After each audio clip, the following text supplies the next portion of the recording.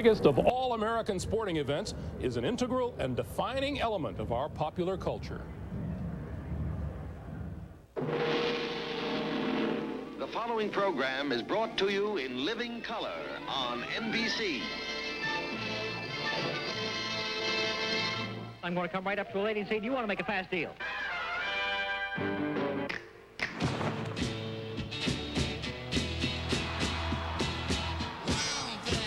Mrs. Robinson, you're trying to seduce me. Oh, this is a habit.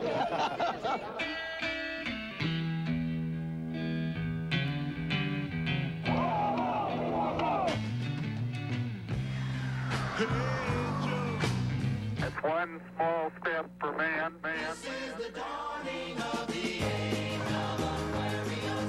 It might pop wide open, rats.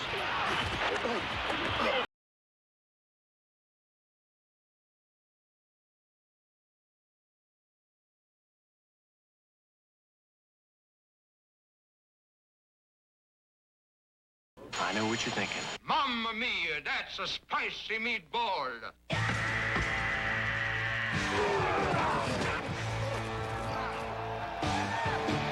A long, long time ago, I can still remember how that music used to make me smile. He likes it. Hey, Mikey.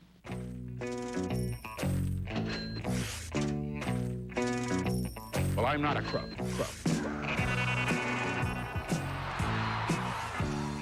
I shall resign the presidency effective at noon tomorrow.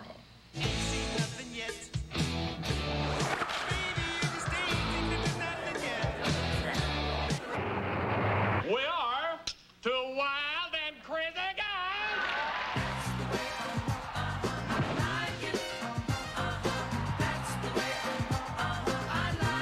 I love you. Talking to me?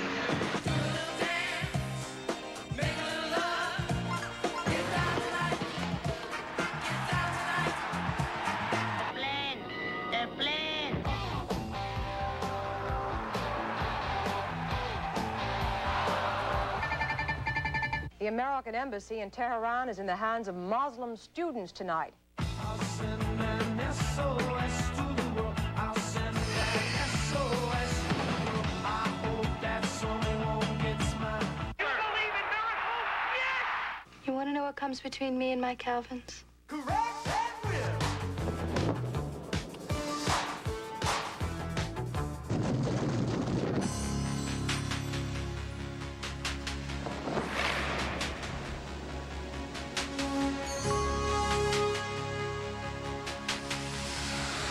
And it's worth $70,000.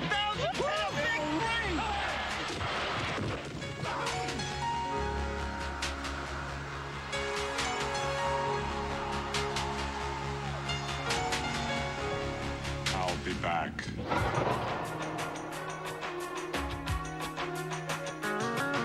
Rose has eclipsed Cobb. I'm the punky QB. That one registered 3.8. Challenger, go with throttle up. Behind the back. It gets through Buckner.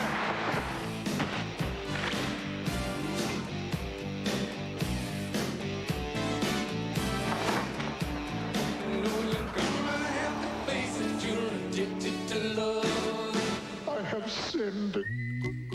He's going to be one of the great vice presidents. She is gone.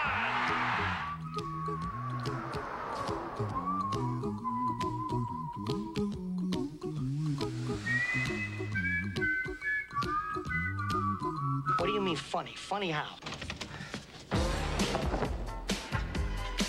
Can't touch this.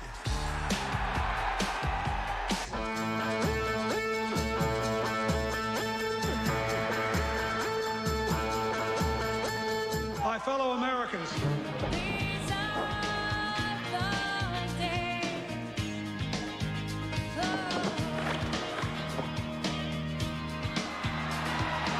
Life was like a box of chocolates. You never know what you're going to get.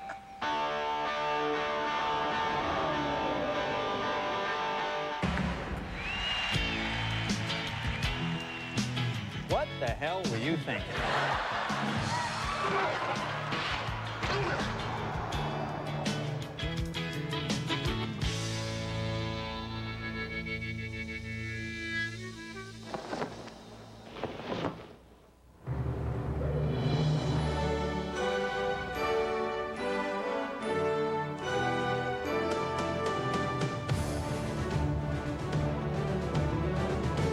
Not sure what lies ahead in the pop culture, but we do know Super Bowl 30 will soon be a part of our sporting history.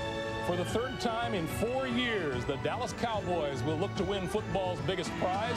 For the first time in 16 years, the Pittsburgh Steelers are in the NFL's biggest game, a game this storied franchise has never lost. Welcome inside Sun Devil Stadium at our NFL on NBC set overlooking the northwest corner of the end zone.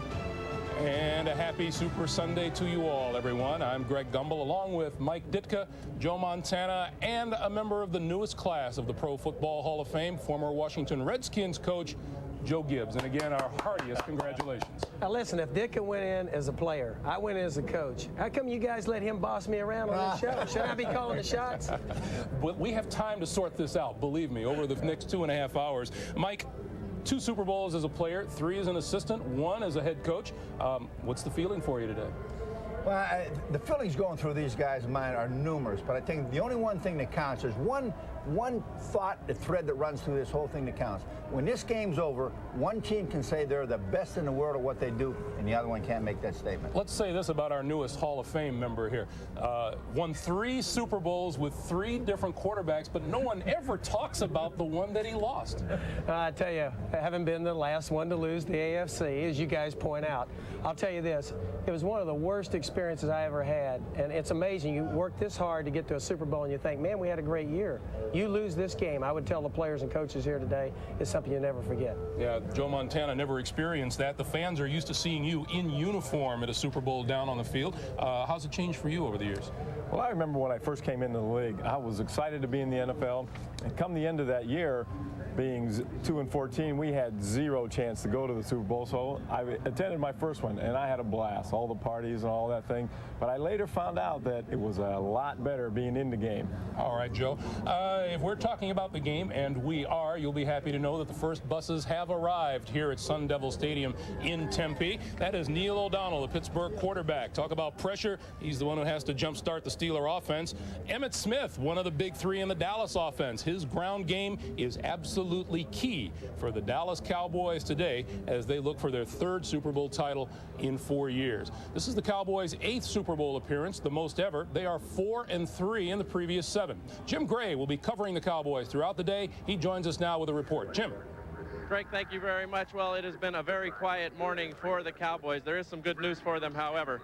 Charles Haley will start today. We spoke to Charles. His back is feeling a little bit rough, but he's over the flu. He's just mostly concerned about his stamina, but he will start, and he will pick the number of plays that he will play. Now, offensively, they're going to send Deion Sanders out on offense very early in the game to see the coverage that he attracts. If it's single coverage, Deion will play a lot on offense today because Troy Aikman told me that there's nobody that can stop this guy one-on-one. I spoke to Troy as he went in the locker room. He told me he's feeling much more calm than he has in his past 2 Super Bowls, that he really hasn't had the anxiety. All that's killing him right now is the weight. And one final thing here, this is the game ball that they'll use today. They're using 96 of these balls today because they're going to auction them off, the NFL will, after the game.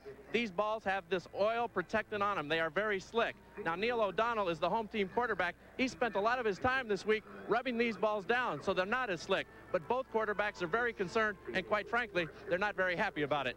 Let's send it across the way to Will McDonough with the Steelers preview. Jimmy, thanks very much. We wish Neil could have talked to us today so we could have done this report with him. What we wanted to ask him about is 2 questions people have talked about all week. How's his throat? Like a lot of people out here in Desert Air this week, our own Joe Gibbs, he had laryngitis. And secondly, is he uptight? A lot of people that have seen him this week think he's more uptight than usual. We couldn't get him. We got his offensive coordinator, Ron Earhart, to ask him these questions. Ron, you've been around Neil O'Donnell all week. How do you think he is right now for this ball game? Oh, I think he's very well poised, cool. Yeah, he had a little throat thing on Wednesday, but that's all gone, just like, you know, little colds and things like that. But we're all set to go, Will. Everybody says that it would be important for Neil at the beginning of the game to come out and hit a few passes. You're the guy that's going to be calling the shot here today. What do you think? Well, we're going to keep our plan like we have. We're going to have a good mixture, and he'll do that. When we got through talking to Rod, I wanted to try to talk to Rod Whitson. His bus is not here yet, but they tell me and the Steelers people that he has looked tremendous in practice the last couple of days. His knee has been getting better every day. Like Charles Haley, he will probably play more plays than they thought he would be able to play. Not as much in coming up to pressure the run, but more in pass coverage. And let's get back to Ron Ahab for a minute. This is his 3rd Super Bowl. He's been great in 2 of them. This could be his last game. That's not definite yet, but it's something he's thinking about. Greg? All right, Will, thanks very much. Let me ask Joe Montana, because we heard Will talk with Ron Earhart there, that Will asked him if it's important to get Neil O'Donnell in the flow of the game early. Is it, and particularly because this is O'Donnell's first trip to the Super Bowl, whereas Troy Aikman is a veteran of sorts? I think it's more important for Neil to get on a roll early. It doesn't have to go and try to score a touchdown, but he does have to get confidence in his ability and not be worried about, oh, guy, I'm 0 for 4, 0 for 5. You got to give him some things that he can work with to get that confidence. He's going against another guy who's been here, so that guy's going to be a little bit more relaxed coming into this game. And as you already heard them talking about the footballs, and Jim, one thing about the quarterbacks, they love to get those balls rubbed down and get it the right way. You know, Neil's thinking about throwing the ball a lot. Otherwise, he wouldn't have done all these things with the balls. We had guys who used to take the ball, dip them in water, throw them in a dryer, try to get some of that slick stuff off. Okay, Mike, we will get very specific as the day goes on, but nobody this week here in Arizona is giving the Steelers much of a chance in this game. Greg, you're right, but they've already circled the wagons. And let me tell you what they got to do. They got to take on the attitude of the Steelers of the 70s. They got to bring back Jack Ham, Jack Lambert, Mel Blood, Joe Green. They got to go out there and play smash mouth football. They got to get the Cowboys so distracted by slapping them around a little bit that they forget they're playing football. And we aren't making things up here, Joe. You and I rode to the stadium this morning. The airwaves were full of nothing but Cowboys, Cowboys, Cowboys. But you love Dicka, man. I love you, Mike. I love you. Yeah, we did. And I tell you, though, Greg, we've already seen upsets in these playoffs. Kansas City, the 49ers. Hey, listen, all Pittsburgh has to do is play their game. Today, I think they got to do a great job with their adjustments. Hide their safeties in the secondary. Don't let Dallas get a beat on them. Hey, play a great football game. Dallas makes a few mistakes, and we got another upset. All right, guys. We are just getting started here in Tempe. Still plenty more to come. Coming up, a look back at the first 2 Super Bowl meetings between the Steelers and Cowboys. He heaves a Swan, touchdown. Lynn Swan, touchdown. Man, what an acrobat. At Prime Star, we think everybody should be able to enjoy mini-dish satellite television. At the same time, we believe that nobody should have to pay hundreds and hundreds of dollars to buy a dish. So with Prime Star, there's no equipment to buy. Our dish comes with the service, along with 95 channels, digital picture, digital sound. And it all starts at about $1 a day. Call 1-800-PRIME-STAR and enjoy. Domino's presents Gus's Guide to the Game. The key to football is timing. Allow precisely 22 minutes for pregame warm-up. Then, make the right call. So you won't be starving at halftime. As some rookies lost with your pizza. The ultimate deep dish. Extra thick, extra zesty. Call now and get a large one-topping deep dish, just $9.99. Oh, guys! Right after the game, honey. But we're into OT.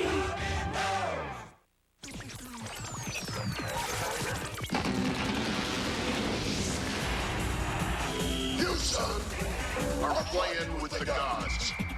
And when you're out there, breathing in the hot, stinky breath of the gods. Ask yourself, what in the Sam Hill am I doing here? You are not ready.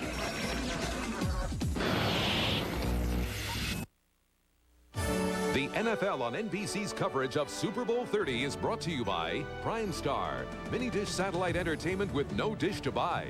By Denerex with conditioners, the serious dandruff shampoo. By Hertz, for business, for pleasure. Nobody does it exactly like Hertz. And by M&M's chocolate candies. The milk chocolate melts in your mouth, not in your hand. A beautiful, clear, sunny day here in Tempe, Arizona. Temperature right now is 65 degrees, and it's expected to reach 72 by game time. A perfect day for football.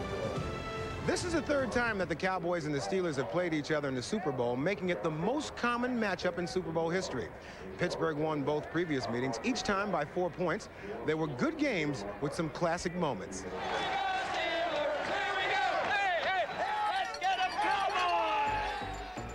The Steelers thought they were America's team, and we had that tag on us. Dallas was never America's team, not when we played them. America's team is the team that wins the Super Bowl. When you're in a Super Bowl, and if you don't win it, you sometimes wish you weren't there. Those two games that we played with Dallas during that period of time were probably two most exciting games that Super Bowl had seen. Here is Roy Girella now to start Super Bowl number 10. Offensively, we really didn't do much. Lynn Swann was just phenomenal. Lynn really carried our offense by himself that day. For me, the turning point was just making the first catch coming off a concussion 2 weeks prior to the Super Bowl. The catch along the sideline got my confidence in place, and I was able to go on and make the other catches.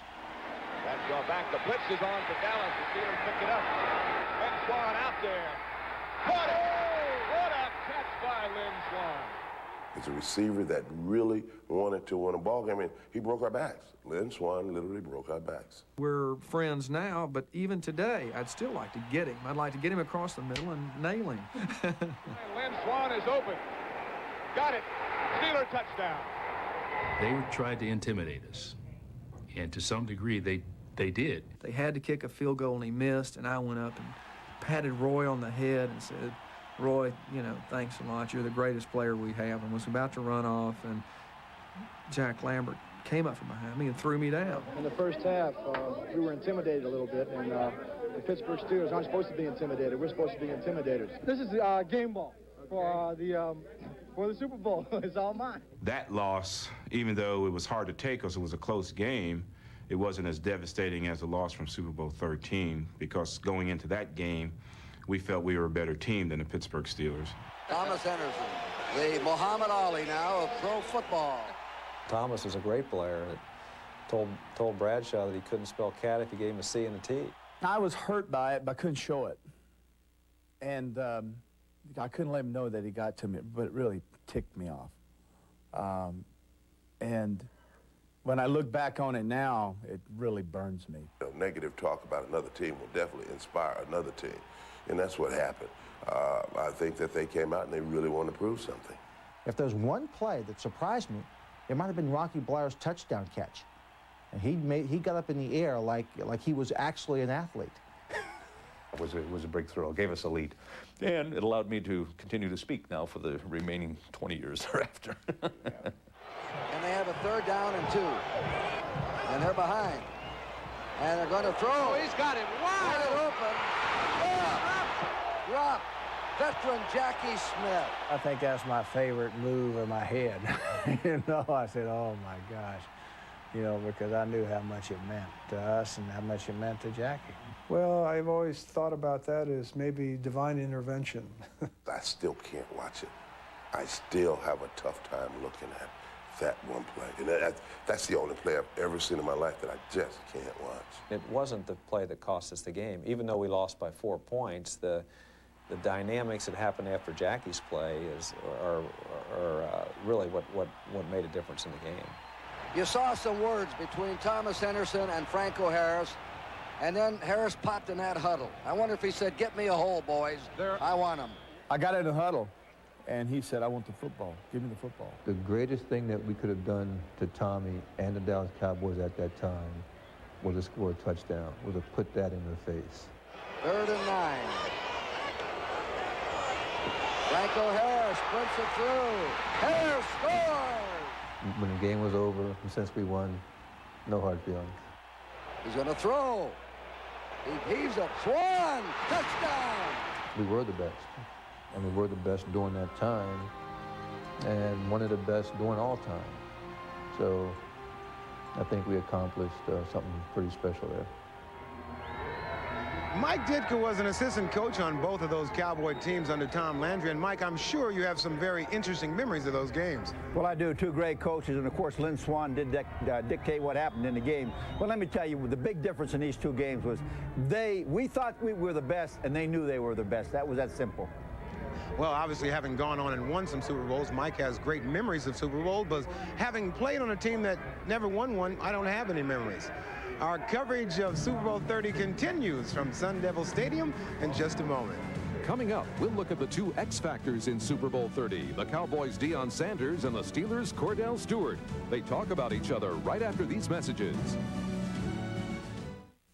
It's the most popular meat in the world. Years ago, William the Refrigerator Perry showed his versatility for Mike Ditka's Bears, starting at defensive tackle and lining up at fullback to score a rushing touchdown. Today's game features two players far more versatile than the Fridge, Dallas's Deion Sanders and Pittsburgh's Cordell Stewart. Sanders might be the one NFL player capable of winning a game on offense or defense. Stewart can be equally disruptive, moving from quarterback to wide receiver to running back. We asked the two X Factors to talk about each other. I just say something very simple. How you doing out there? Put your seatbelts on at home, because you know what? It's gonna be prime time today, baby.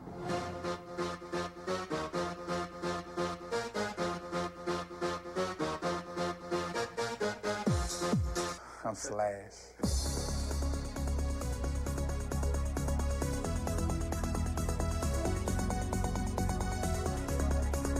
I love guys like him. I mean, they make the game truly exciting.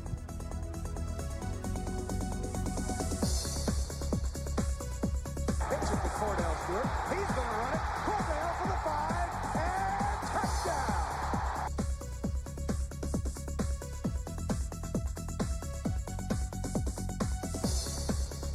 He's got to go all the way for a touchdown. Prime time. He's the man. You know, there's not too many players who can get out there and do all the things that he's doing and also play baseball at the same time.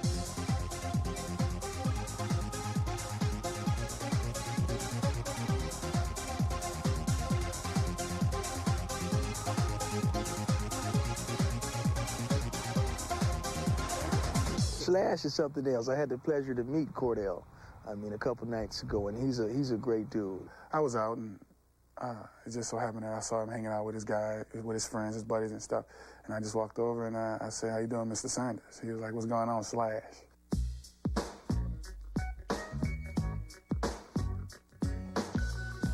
If he gets out and do more things than I do, I mean, that's great, as long as we win. That's all that counts to me. And, you know, that's out of humbleness, but at the same time, I really don't want him to beat me. Neither. I really want to get out there and, you know, I said, you know, everybody asked me, "Cordell, what would you like to do? What would be the best thing for you to do in this game?" I said, I just like to go out and do everything. Punt, throw it, catch it, run it. I mean, why cut back? You know, just let it all go. Inside, I know he wants to outshine me, and I want to show a little more versatility. I told Ernie Zampese that if he punts, I want to punt. If he throws a pass, I want to throw a pass. Then after the game, if it's not settled, we're going to have a punt, run, and kick competition. A punt, run, and kick. Not about pass and kick. I think he got the edge in that one. And the only thing I have on him is my quarterback skills, so I think I got him by an edge. Well, Mike Ditka's feelings about Deion Sanders have been well documented. Deion may even be influencing Mike in the way he dresses, but how important do you think Deion Sanders is going to be in this game today?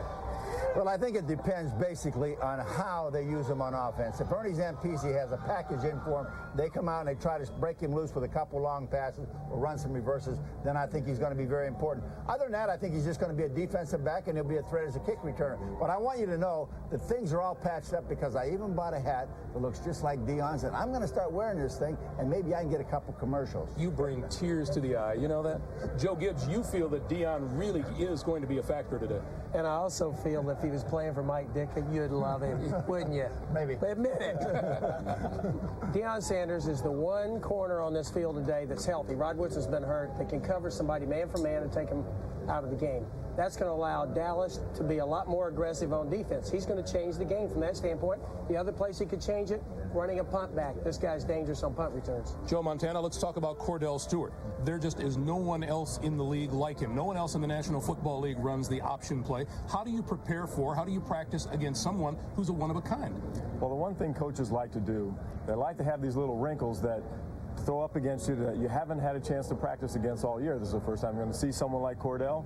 And what they do, what Dallas has done, they put in Wade Wilson at a quarterback, run the option. I certainly hope they haven't used Wade running wide receiver, because I don't think he's quite the receiver that Cordell could be.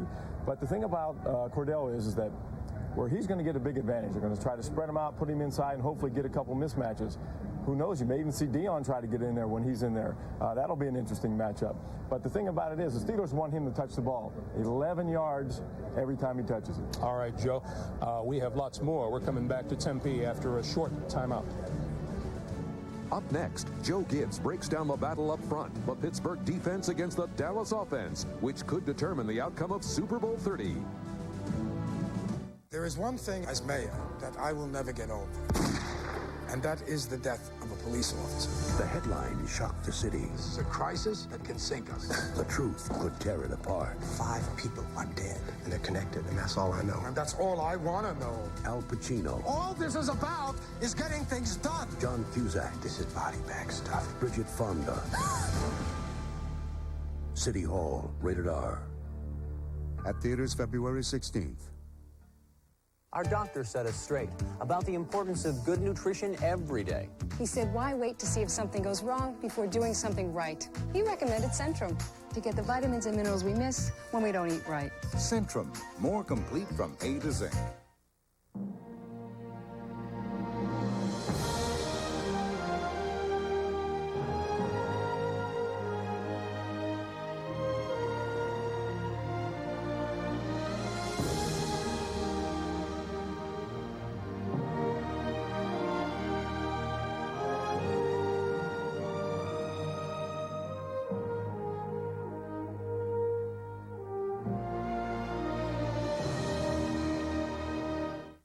With my itchy dandruff? Gods.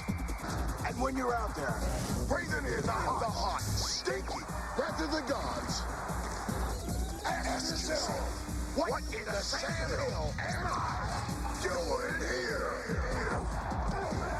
You are not ready. NBC and the NFL are online with the ultimate football site. Game analysis, team previews, Super Bowl memories, and more. Check out SuperBowl.com on the World Wide Web.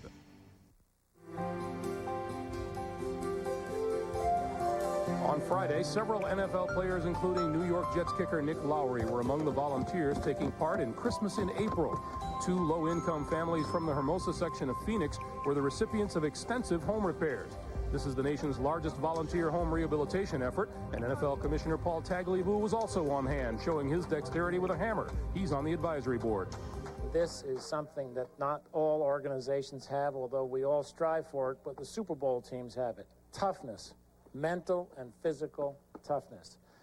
Christmas in April has all of those things, and for that reason, it really gets things done that few other organizations, in my experience, can do. It gets them done on lean budgets, and it does it for people in the most immediate and real way. Nationwide, more than 4,000 homes in 430 communities will be rehabilitated in 1996. Now, back to the game. As with any Super Bowl, there are plenty of places to look for keys, pivotal matchups that might determine the outcome. We think that the battle up front when the Cowboys have the ball will be the biggest key. Can the Steelers' front 7 cope with the Cowboys' massive offensive line, considered by many the best offensive line in football? Joe Gibbs brings us inside the battleground. The key to every big game comes down to the battle in the trenches. It's not the size of the dog in the fight. It's the size of the fight in the dog. Lean on them, lean on them, lean on them with our weight. But hopefully towards the fourth quarter, it takes its toll. I think their strength is let it come off the ball and wear you down around the fourth quarter. Fourth quarter, you're like...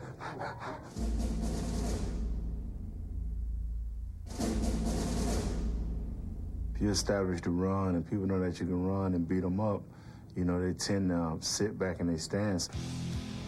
This season, the Cowboys' offensive line was the heaviest in the league by far. That offensive line outweighs the Steelers' defensive line and linebackers by an average of 57 pounds per man. Well, they're big, but I don't really think the size is what's important. I think the fact that they're good is what's important. That line is the main reason for the success of Emmitt Smith.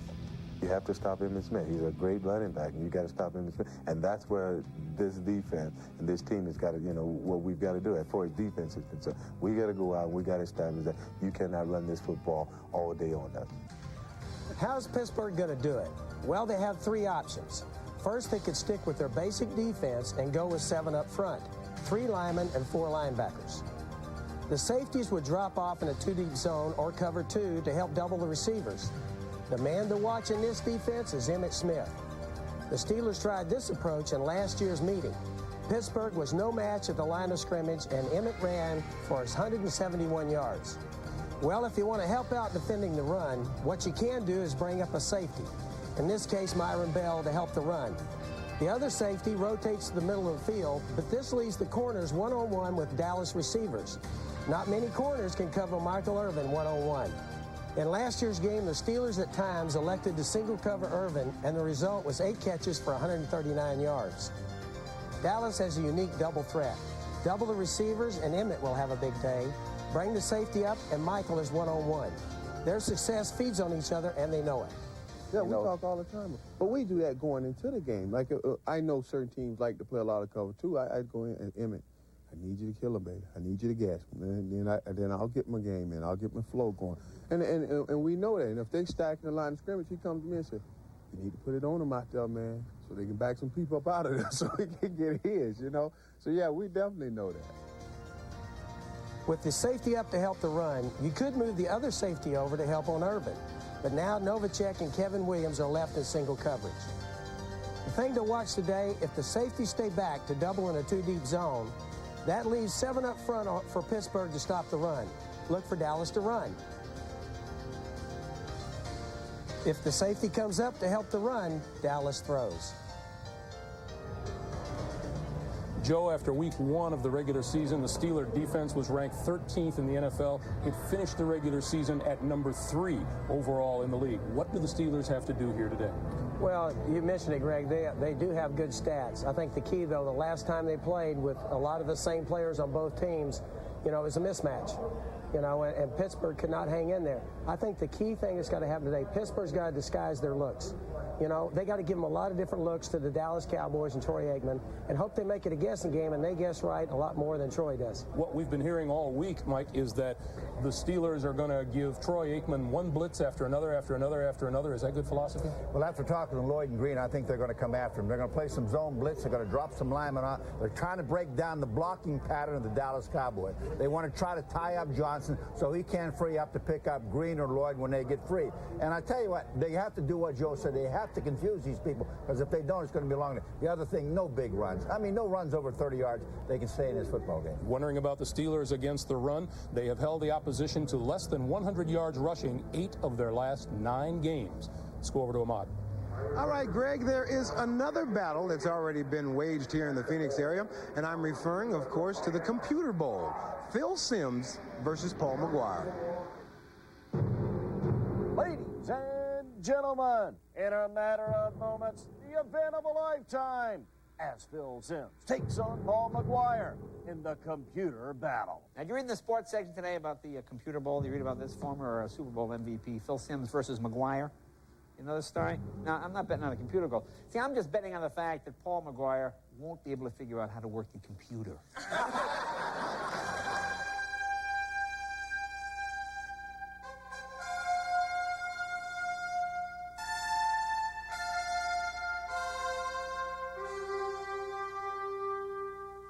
Ladies and gentlemen, welcome to the Computer Bowl.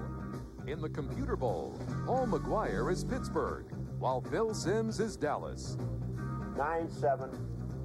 I'm winning. I'll be honest, I do have a hard time with this, the fact that I am the Cowboys. 9-7, I'm winning. Watch this. You're winning. Okay, who's kicking off? I'm kicking off. I'm kicking off. Oh, Paul McGuire back to the return.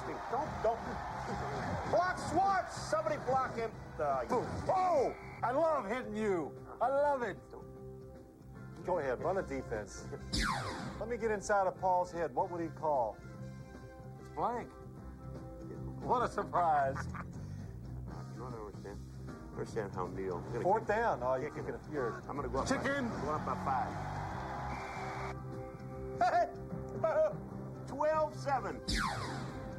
Kick the field goal now. On the 2-yard line, what do you think I'm going to do, Paul? What am I going to do at the 2? Oh, I give it to Emmett. What a change up. What's the score? 14-12. Who's winning? 14. 14's winning, okay. Oh, Emmett, nobody out there. Man!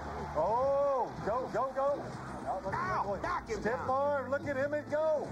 Go, Emmett, come on. Joel Steen's going to catch him. Woo-hoo. Time out! You do it with the buttons, you don't yell. Did you say you're not quite caught up to the computer age, have you? That was good. Time! I can't do that from here. Which one is which one's the timeout button? Bring the Gatorade on. Dump it on me. Way back. Neil. Oh, no, he throws the bomb. Come on, Dion. Incomplete. Game's over. Hey! And the winner is Phil Simms. Enough of this rumble. Let's get back to Greg Gumbel. Well, actually, it's Ahmad Rashad. But anyway, I knew that Paul was really outmatched because the last time I checked with him, he was still struggling with his on-off button on his computer. So while we're talking about computers, we're proud to tell you that NBC Sports and the NFL are producing the first ever live cybercast of a Super Bowl. You can find us on the web at superbowl.com. Randy Cross, former Cowboy executive Gil Brandt, and Jeff Hostetler are online throughout the game and the pregame. We will be back with more of our pregame in just a moment. Still to come, the anatomy of a Super Bowl winning drive. Joe Montana and the 49ers in Super Bowl 23. Montana, touchdown, John Taylor. But up next, we'll hear from the owners, Dan Rooney of the Steelers and Jerry Jones of the Cowboys. Goodyear Blimp has been one of the most enduring icons on the American sports scene. This is its 71st year of operation, and we're glad to be along for the ride this afternoon. Both the Cowboys and the Steelers have had good years, but they arrive here at the Super Bowl as different as two franchises could possibly be. Much of that is a reflection of the owners, Jerry Jones of Dallas, Dan Rooney of Pittsburgh. Rooney is so humble, he's the only owner who will not allow his bio in the team media guide. Jones, on the other hand, is the only owner with a regularly scheduled weekly news conference. Jim Gray talked with both owners. How would you describe the differences between you and Jerry Jones? Substantial, vast. We do things differently. How would you say you're philosophically different from Dan Rooney? Well, to answer that, I'm going to tell you where I think we're alike. We're both very involved in the day-to-day operations of our clubs. I may be more so than Dan. Secondly, I basically bought the Dallas Cowboys, and so I've had the job of paying for it as well. And that makes me look at things in the NFL through a little different perspective than if I didn't have to pay for the Dallas Cowboys. My father started this team. A lot of people talk for $2,500, but they never made one penny. They lost money every single year until 1946. This league had difficulties. I think that the majority of people do recognize what was done. I really do. I think that, hey, these teams like Jerry, but, like the expansion teams, they paid an awful lot of money. Why did they pay the money? They paid the money because this league is what it is. And this league is what it is because of some of the things that took place in the past. The deals I've signed, if other clubs would do it, would help build the NFL. I don't have a dot in the world that is totally against the best interest in the National Football League. I disagree. The deals are right within the rules. He gets carried away on some of this business about marketing and in some of this business about fighting the NFL. I think that, really all we have is the NFL. Without the NFL, we don't have anything. In many ways, the Super Bowl game represents the old guard with the Steelers, Art Rooney and now Dan Rooney, against the new guard and the Cowboys, who've always been progressive, and Jerry Jones, who has antagonized a lot of people. Isn't that somewhat ironic? Well, I think so, and that makes some of the aura of the ball game, if you will. The great tradition of the Steelers and the Cowboys, the fact that they've played in 2 Super Bowls. And then the fact that the Rooneys are the family, they're the people that probably gave me some of the incentive to want to be in the NFL. It's been 16 years since the Steelers have been to a Super Bowl. Does it seem as long, or does it seem like yesterday that you were in there and with your father taking up that 4th championship trophy? Yeah, it doesn't seem like 16 years. My father really set the stage for how this organization operates. And he may not be present, but there's no question that the word today is fingerprints are really all over this franchise. That people mean so much, that you know, that you treat people right. I think that's what differentiates us from the majority of teams in the NFL. Hopefully, at some point, 20, 30 years from now, maybe some of the things that I've done in the NFL and some of the things I've helped push forward in the NFL will be recognized as some of the things the old guard did, and we'll be lining up against someone that's coming to the NFL, and I'm going to shake their hands because I'm going to say, bring us some new ideas. That's how we've moved as far as we have. You have been sued by the league. You are now suing the league. Does it bother you that you're not very popular amongst the other owners? Well, of course it does, from a personal basis. And I hope that those are the issues and not personal, but I don't know in terms of activity and when you're very emotional, when you're very involved, how to separate those things. Yeah, I, do not dislike Jerry at all. I think that, his family, Steve, and people like, that he has in his organization are good people. But I sometimes think that he has to stop and think about what some of the things he does is going to do to the NFL. When you won the NFC Championship, you were handed the trophy by Terry Bradshaw. When Dan Rooney won the AFC Championship, he was handed the trophy by Ralph Wilson. Were you surprised, and did it bother you that there was no other owner to present you with the trophy or no one from the league office? No, not at the time. Actually, Neil Ostrom, the president of the league, was supposed to have done it, and I think he got the bug. And I don't think it was the Jones bug or the Dallas Cowboy bug. I think he was legitimately sick. But we had some fun with that at the owners' meeting the next week. Al Davis said, had I known no one was going to be there, Jerry, I would have shown up and handed you the trophy. But I'm in the AFC. There's the potential today, Jerry, that should the Cowboys win, you'll be presented the Lombardi Trophy by Commissioner Tagliabue. Will that be an awkward moment? Well, should I be lucky enough to stand there and accept that trophy from Paul Tagliabue, I will make sure it's not an awkward moment for any of us. When it's all over, I can shake Jerry Jones' hand and say, hey, it was a great game, and the best team won.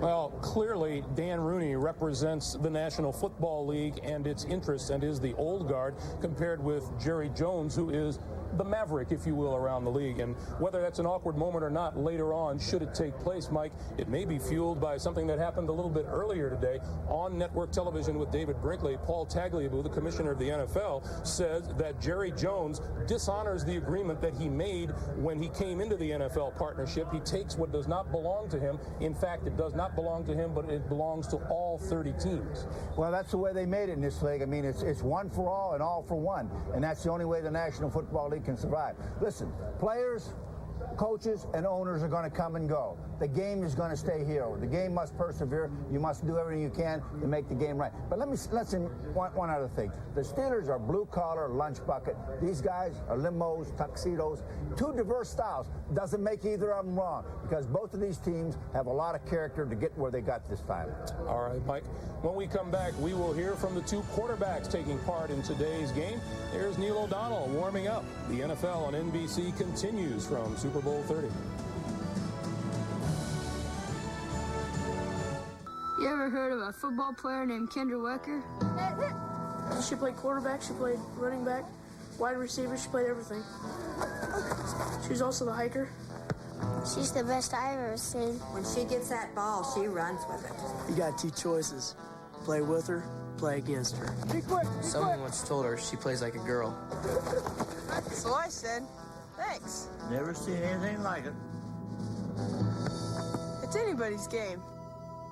NBC, Hallmark, and Jim Henson Productions presents a journey through a land of gentle giants. Hello, Shorty. A kingdom of tiny soldiers. Open fire! No No need to cover your ears. And a magical island that soars through the clouds. Ted Danson, Gulliver's Travels, NBC next Sunday. Around Indiana, there's a... Cordell Stewart warming up for the Pittsburgh Steelers. Who knows, we may see him play a little quarterback today. But now let's turn our attention to the quarterbacks. Both Troy Aikman and Neil O'Donnell are 29 years old. Aikman has already won 2 Super Bowls. O'Donnell is playing in his first. Chris Collingsworth spoke with both of them.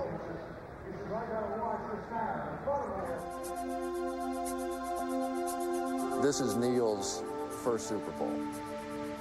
I had heard that in your first Super Bowl, when you took the field for the first time, that you were hyperventilating, that you literally could not function on the football field for the first time. Was that true? Very true. I went out, before pregame warm-ups in the locker room, I was very calm and almost to the point of I was a little bit worried about how calm I was, more calm than I'd ever been before a game. When they did player introductions and I got out onto the field, is when my adrenaline really started going. I couldn't catch my breath, and finally, it was halfway through the second quarter before I finally was able to relax. But early on, I didn't know if I was going to be able to make it. Of course, the big story with you has always been the concussions. You ever think about retiring? For me to just walk away from the game and say, I don't think I can take another one and never know for sure if I would have been able to withstand another one would be very hard for me. So I'm not naive to the seriousness of the injury, but yet I don't know any other way to approach it. Part of my makeup as an athlete is directly related to what I saw and what I viewed as a child growing up. I grew up with a man who I feel, pound for pound, is as tough an individual as I've ever been around. And I saw what he worked through and different injuries that he had, and he never missed work as a result of it. And he doesn't think anything of it. I really don't think anything of it because that's what I grew up with, where sometimes when people hear about that, they think that's crazy. And he might be just a little bit. The way we played the 30 minutes the second half is the difference in the ball game. Is Barry a good football coach? I mean, that always seems to be the question. That everybody's saying, here's this team, they're in the Super Bowl, they may win it despite him. I don't know.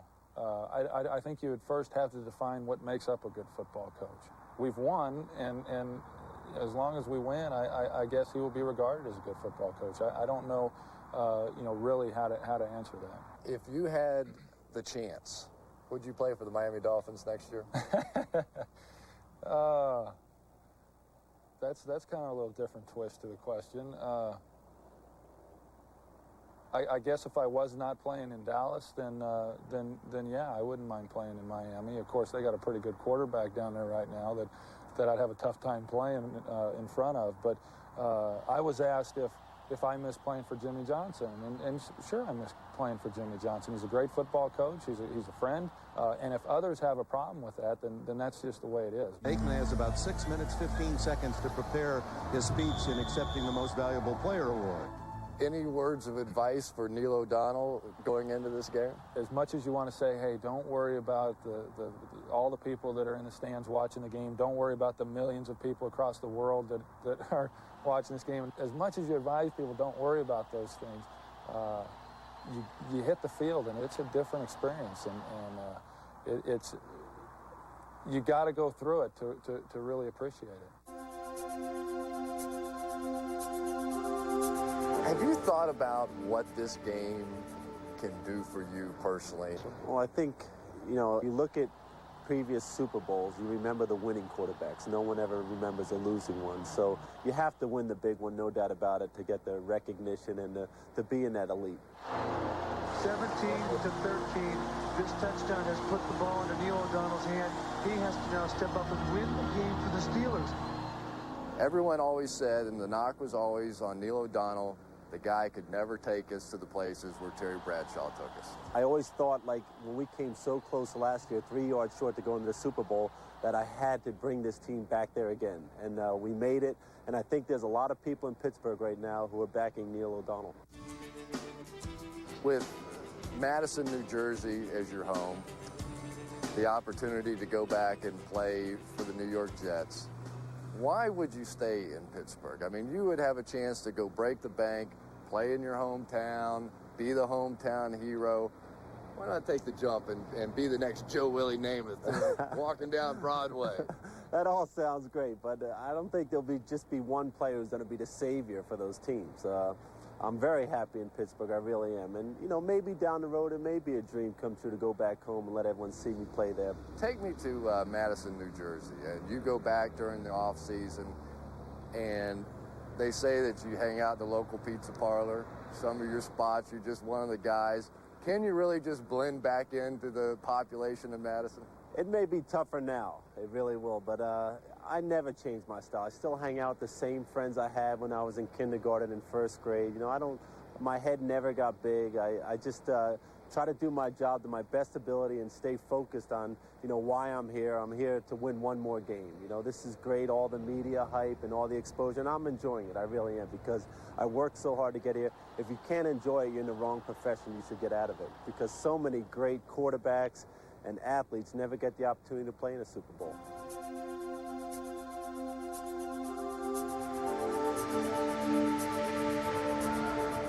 Chris Collingsworth joins us now. And Chris, for Troy Aikman, he has a chance to join some pretty elite company if he can win it today, make him a 3-0 as a starter. Yeah, and one thing you didn't see in that piece was when I first asked Troy about Barry Switzer, I said, is he a good coach?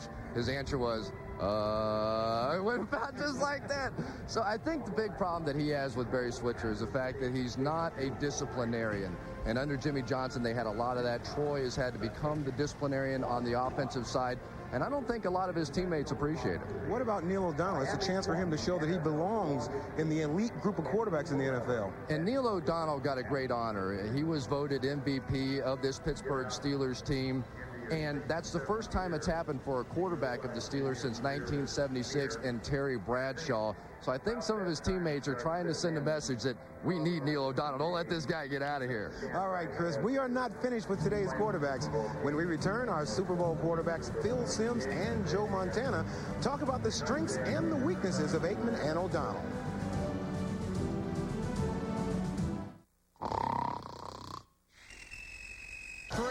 And he got it. And a steal. Miller retreats to the three-point line and hits again. Two teams that have provided some great playoff memories meet again, where the New York Knicks battle the Indiana Pacers. Then the Spurs meet the Magic. An NBA on NBC doubleheader next Sunday. Dallas quarterback Troy Aikman hasn't yet made an appearance today, but Pittsburgh's Neil O'Donnell told our Jim Gray he got a great night's sleep last night, and the throat, which has given him problems, is feeling better than it has all week. We've heard from both Troy Aikman and Neil O'Donnell. Let's get a little more insight by turning to our two resident quarterbacks, Phil Simms and Joe Montana.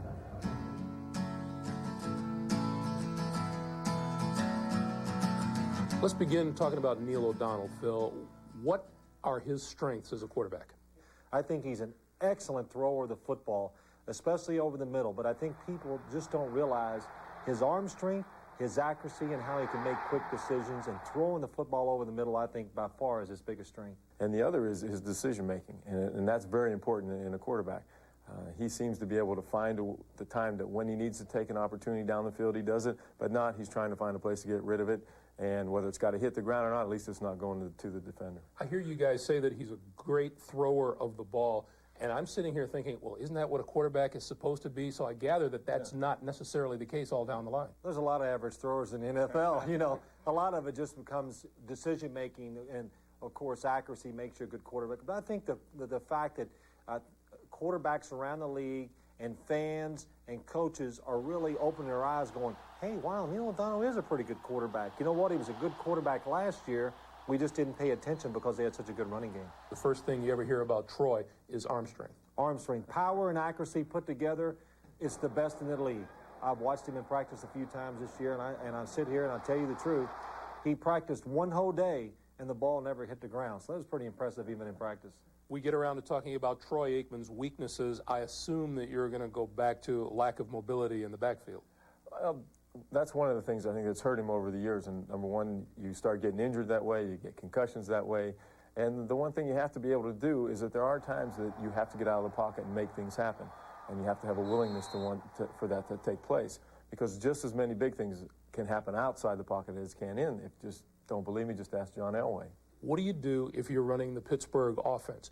Dion is not known as a corner who comes up and stuffs the run, do you run at him all day long and try to make him do that? Do you throw at him and dare him? Do you throw away from him and ignore him? Every time we'd stick Jerry over there or Dion would follow him, we'd work away from him. And we go back and watch the film, and at least 50, 60, sometimes 70% of the time, Jerry's as open as anybody. And it's just that people don't want to take that chance because occasionally he's going to make a great play. My belief is, why attack the strength of the defense? So leave him alone, show him all the respect in the world and play against the other guys. Is there any way that you can prepare mentally all the fans, the millions of people that you know are watching? When you're standing in that tunnel, this happened to me, and I've heard it from other players. When you're standing there, and Joe, I don't know, but before they introduce you, it is the greatest feeling I've ever had in sports, and it isn't even close in my life. And so Neil O'Donnell is going to experience that come Sunday, and how he handles that, I think, is very important in the outcome of the game. Super Bowl dreams. Every kid who grows up wanting to play quarterback fantasizes about a game-ending drive to win the Super Bowl. In fact, it's only happened once. Super Bowl 23. Bill Walsh coaching the 49ers against his former assistant coach Sam Weish of the Bengals. The big difference was Walsh had a guy named Joe Montana on his side. The kick is away. It is long enough, and it is goal! And with 3:20 left to go, the Bengals take a 16-13 lead. Play like you're world champions now. Let's do it. All you've got on defense. Let's go. Everybody really understands what's at stake right there, but you want to try to find the right words, that square-jawed comment at the last moment that inspires them just a little bit more. Play all you got. Now give it everything. I knew we were backed against the wall. We couldn't make a mistake, and we had to execute. No question about it. The 3 points is what I was after as the coach. I wasn't thinking touchdown unless the opportunity came. And the key would be that we don't expect heroics from any of our players, and we'd done it before, which is great. And certainly Joe had done it before. We knew that we had our work cut out for us at the start of it. But the thing was, when we got out in the huddle, everybody was pretty calm about it. They knew that we'd been in the situation many times before and knew exactly what we had to do. And Joe looks at me and he goes, hey, H. And I go, yeah, and he goes, look down there in the corner of the end zone, the other end zone. I go, yeah, I look down there, and he goes, there's John Candy. And I look down there, and sure enough, John Candy's eating popcorn in the corner of the end zone. We're 98 yards away from getting, 92 yards away from a touchdown, and he's talking about John Candy. It was amazing how calm he was in that situation, because any one of those 11 people in that huddle makes a mistake, and that costs us a world championship. The 49ers have a long way to go. Montana back to throw on first down. Throws over the middle. Completes it to Craig. Craig is to the 16.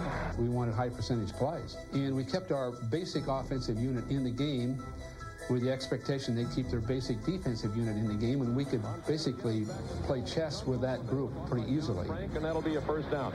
The Bengals are rushing with only 3 men. We were going at Joe with those 3 rushers, which gave him more time. And I thought maybe it was the wrong thing to do at that moment because Joe was so good if he had time. Throws, sidelines, Rice, 30-yard line, out of bounds. Get some movement in there.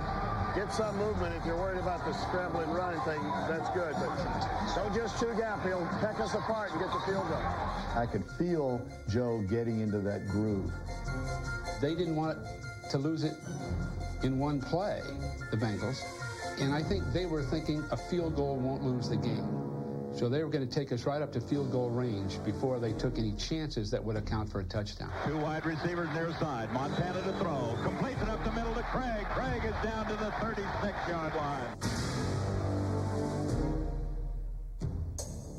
I remember the penalty and the result of the penalty more than anything else. It put them into a second down and long, second down and 20 situation. They didn't have to get 20 yards on the next snap.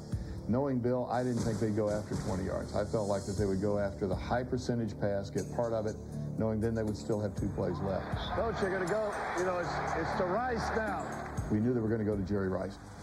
And that's when we triple covered him. And Jerry Rice is good enough to get it done. Jerry had indicated to me early in the drive that people were playing him more to the outside. He thought he could get into the deep over. So Jerry Rice was a part of making that call. We needed also to take the clock down. There was no need at that point for us to stop the clock because we'd already discussed what our strategies would be in the previous timeout. there was no need to do it. 52 seconds remaining. 50 seconds. Joe back to throw. He looks. He throws. He completes it to Craig. He's down to the 10. 40 seconds remaining. The 49ers will have to take a timeout here, and they do. I told Joe that we were going to go with 20X up. For a quarterback and any offensive player, I think it's the ultimate feeling. When you spend those days growing up dreaming of throwing a touchdown in your backyard to win the Super Bowl, and all of a sudden you have an opportunity to fulfill those dreams, and there it was right in front of you.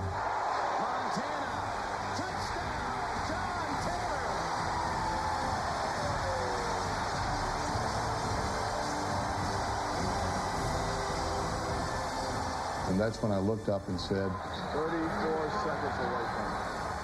you know, if you ever got to lose a football game, you hope it's done on a beautifully executed play. And I think that's what happened in this game. One of the best Super Bowls ever played because it was won and it was decided by great football.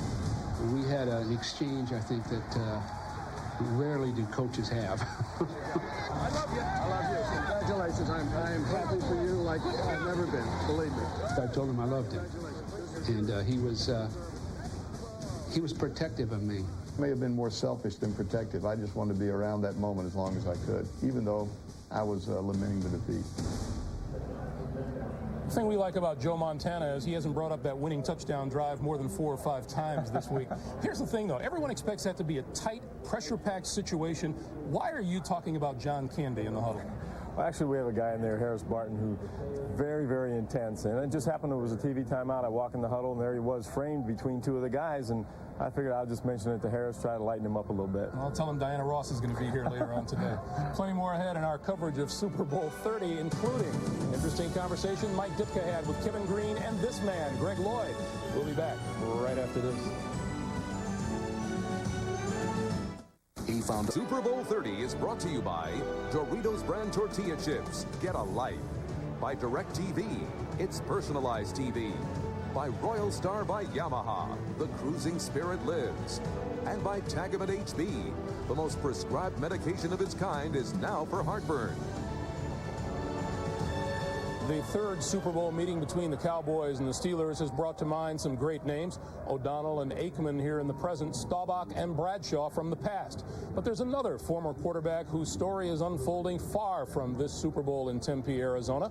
Bob Costas went to find it. I stay up. I'm walking. If it gets real cold, I seek some temporary shelter. A building, a store, or I stay for a few minutes, warm up, keep walking, stay up, especially if it's real cold. I'm not going to lay down. If it gets real cold, I keep moving. It's been a long journey since Joe Gilliam became the first black starting quarterback in the NFL. He led the Steelers to a 4-1-1 record to open the '74 season. But then Chuck Noll turned to Terry Bradshaw, and it was Bradshaw who quarterbacked the Steelers to their first Super Bowl. There's no doubt that you were subject to racism in the form of incidents and hate mail, and the Steeler organization received it too. There's no doubt about those attitudes existing then and to some extent still existing now. But do you think race had anything to do with the decision to remove you as the starting quarterback? Because someone could argue, hey, Gilliam was good, Bradshaw was better. Again, I'm not going to buy that. Yeah, he won 4 Super Bowls, and he was the quarterback. But he wasn't any better than me. I know it. He knows it. I thought that he was the quarterback of the now and in the future of Pittsburgh. I actually looked at him and saw a guy that I thought was better than me. I've never thought that, and I actually thought that of Joe. When I hear people say, boy, you ought to be sitting up there with Bradshaw on TV. I'm where I'm supposed to be. After one more Super Bowl season in Bradshaw's shadow, Gilliam's career unraveled. He turned to drugs and soon was out of the NFL. Then came a series of arrests and finally a conviction for armed robbery. The truth is, Gilliam grew up in a stable home, the son of a coach. Now 45, he didn't come from the streets. He wound up on the streets. Several people have said, including your ex-wife, including a newspaper columnist, longtime friend of yours, guy you've known for years, don't give Joe Gilliam money anymore. Not because you don't care about him, but because at least some of that money is going to go to drugs. And the only way that his life is going to turn around is if people cut him off and force him to make that choice. That's not true. Point blank. That's not true. What part's not true? The part that some parts of it are really drugs. You know, because a guy has a drug-related history and doesn't have anywhere to stay, doesn't mean he uses drugs. When was the last time you used drugs? It's been a while. That's what I'm going to say. What's a while? I'm going to say a while. Now, you know somebody watching this is going to say, even if my sympathies are with him, if he's saying a while could be 2 hours, a while could be a week, a while could be a month. And they can construe it how they want. Do you have a problem today with drugs? Today, no. I'll have a problem with drugs for the rest of my life. I'm an addicted person, so it'll never go away. Now, among the Nashville streets the former Tennessee State star roams is the one that gave him his nickname. Jefferson Street's changed, and so have I. The comparison, though, was to Joe Namath. He was Broadway Joe. Exactly. He had a strong arm and a quick release. Exactly. And that's what you had. He had a little bit of flair, more than a little, and that's what you had. Exactly. You even wore white shoes occasionally. So if he was Broadway Joe, you were Jefferson Street Joe. Exactly. Magical football memories remain, but they are far from today's reality. Gillum acknowledges he's contemplated suicide, but he says a memory stops him. You had a sister who committed suicide. Yeah. Here. Yeah. A student here. Yeah. One of those dormitory windows right up there. Yeah. Yeah. And I remember the pain.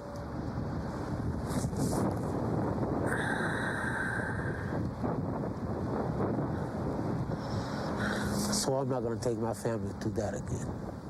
Gillum's parents now have the 2 Super Bowl rings he once hawked to buy drugs. Rings he won under the guidance of Chuck Noll, the coach Gillum speaks of with respect. Chuck Noll told me one time, he said, Joe, you like to have fun. I said, yeah, coach.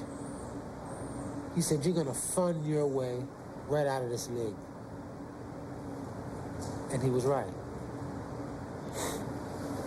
In the beginning, it was fun.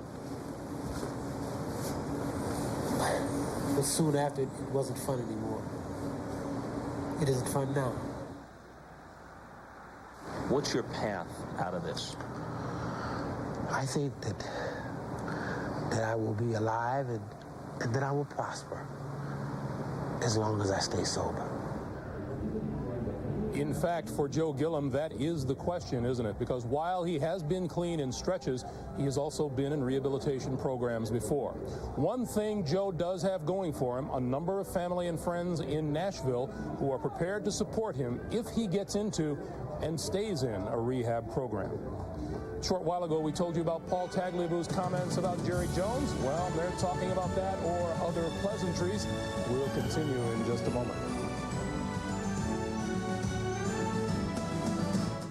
I just wasn't satisfied with my fumble. Tell you, man, he's got skills. Look at it. 50 players from the National Football League, along with NFL charities, have recently donated $1 million to the College Fund. Man, is he fast. Their show of leadership sends a message Check it out. that brains need developing as well as bodies. Thanks to their support, deserving kids will have the chance to achieve greatness. Oh, he's unstoppable. These NFL players agree. A mind is a terrible thing to waste. Support the College Fund. The Oscar Mayer Super Bowl halftime show starring the legendary Diana Ross, live at halftime on NBC. Gwen Torrance, Gail Devers, America's Olympic hopefuls take their first strides toward Atlanta in the Chemical Bank Millrose Games next Saturday at 2 Eastern on NBC.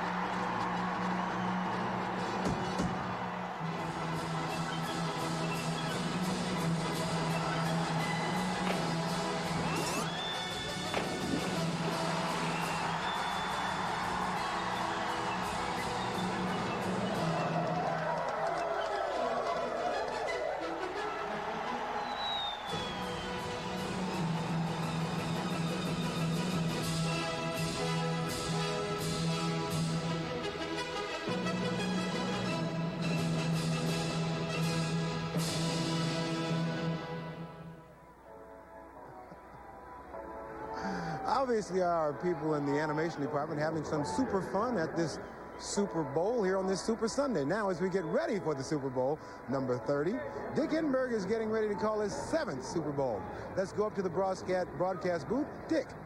Ahmad, let's hope that 7 is a lucky charm for us. I think all of America is waiting for a competitive game. But my past experiences, the previous 6 Super Bowls I've called, the margin of victory was 18 points. So beware. It's all part, this 11-game NFC winning streak, of the mystique of this game and the NFC dominance. And for the AFC teams and players, they must be wondering why. Okay, good evening, America. We have a pretty good show in store for you tonight.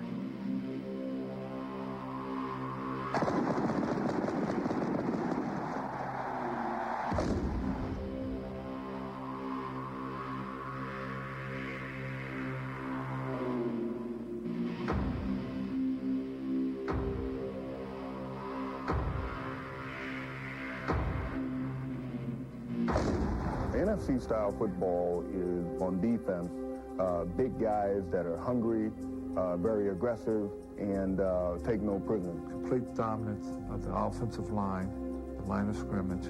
It's typical what we call it was smash mouth football. Punch him in the mouth, anything you had to do to get that line of scrimmage. I hate to say we were outmanned, but I guess looking back now, we were outmanned. And it hurts me to say it, and it comes up every time this time of year it comes back to haunt me. Unbelievable. It might have something to do with style of play. I think that, when we're in the Super Bowls, there's no question we had our opportunities first half, especially against the Giants. I think they really concentrate on defense in the NFC, and I think it's fairly obvious to say that defense wins championships, and it definitely has the last 11 years. The last AFC team to win a Super Bowl, boy, it's been a while. I'm not really sure. Maybe it was a Pittsburgh. I know it was Buffalo. So in 1986, I really couldn't tell you. It's been that long. Could you tell me? Oh, the Oakland Raiders, or the LA Raiders, or whoever they were at that time. The Raiders beating us is the last time that the NFC is lost. The Super Bowl will ride on the right foot of Norwood. Puts it down on the way. It's long enough, and it is no good. Well, it was a heartbreaking way to lose it for the Bills. It's still hard to watch the Super Bowls. I still don't want to. I see clips of them, and it still hits me right in the stomach. It's been kind of bad for the AFC, that now they're thinking they're a weak link in the league, that they can't compete with the NFC. And a lot of it has to do with the strength of the NFC players. They're bigger and stronger, and I think the coaches are a lot more intelligent. The coaches have a tendency of copying things, and when we went to a Super Bowl and won, I think people had to say, hey, big linemen knocking people back, that's the way to go. And I think the Giants were a little bit along those, and then the Giants win, and we say, hey, that's definitely the way to go. We got to get bigger and stronger. The Cowboys, similar type thing, even today, running the football, big old linemen. We geared ourselves to play Joe Gibbs' Redskins and Bill Parcells' Giants and Mike Ditka's Bears. So that elevated the competition. There's no question about it. We weren't thinking of anyone else, but we had to beat those teams to win the world's championships. Once you get through the NFC, once you've beaten the Cowboys or the Packers or the 49ers, or once you've beaten those teams, that when you look at the AFC, you're looking downhill, I think. Came Super Bowl Sunday, something was left behind. I wish I knew what it was, but I don't. When you look at all the teams that have won, it really hasn't been that many NFC teams. I mean, it's been San Francisco and Dallas, it seems like. You sprinkle in a Giant victory there. As far as whether or not you're running the ball effectively like Tim Smith did, or like Emmitt Smith has, or Ricky Waters had done, or Roger Craig had done, those are the key ingredients to victories, defense and running the football, which those teams do very well in the NFC. I didn't come up here to back myself. AFC really have a psychological disadvantage, no question about it, going in. They've been hammered with the fact that they just haven't been able to stand up to the NFC. And so as the game develops, my guess would be that when things start to go poorly, they say, well, here we go again. It's going to take those people in the trenches that are going to make the difference. And if you don't have those, I don't care how great the quarterback is, I don't care how great the running backs are, you've got to have the people in the trenches to move people and intimidate people and dominate people if you want to win a Super Bowl. Well, my partners today bring a lot of on-field experience. 9 years ago, Phil Simms was the most valuable player in the Super Bowl with the Giants' victory, and Paul McGuire with 6 American Football League championship experiences. And the whys and whys the AFC doesn't win continue. How can the Steelers be victorious today? I agree with Mike Singletary. You know, Neil O'Donnell walked in to see us the other day, and the very first thing he said when he sat down was this: our offensive line has to do the job. A year ago when these two teams played, the Dallas Cowboys sacked Neil O'Donnell 9 times. If they give me time, I can complete some passes and get going. The other thing is we have to have a running game. The 2 games that the Dallas Cowboys lost against the Washington Redskins, the Redskins had 135 yards in one game and 140 in the other one. Today, Pegram, Morris, Musket combined at least 140 yards. So the Steelers have to protect, they have to rush. Phil, one of the items, theories not covered in that previous piece was the 2-week hiatus between championship game and Super Bowl. Well, Dick, I've always thought that's important for the team to win that game, that extra week off. And we talked to coaches on both sides of the football for the Dallas Cowboys, and they needed an extra week. If it was last week, they do not think they could have won the game. Spread the field on offense against the Dallas Cowboys. Look at Lake Dawson matched up against Darren Smith, the linebacker, goes down the field, spreading the field, concerns the Dallas Cowboy defense, matchup problems. They think now, after a 2-week layoff, they have it figured out. How about the Blitzburg package? Well, that concerns them greatly. It was all the way up to this last Friday before they felt like they had it figured out, the blitzing of the Pittsburgh Steelers. They do not want Greg Lloyd to get matched up against an offensive back or tight end. If he does, that's what could happen. Troy Aikman could take a hit, and they could knock him out of the game. So if you listen to the Dallas Cowboy coaches, Pittsburgh would say, why didn't we play this game last Sunday? That the Dallas Cowboys have had extra time to prepare. Ahmad? All right, thanks, Dick. When we return, we'll check in on a couple of quick healers, the Cowboys' Charles Haley and the Steelers' Rod Woodson.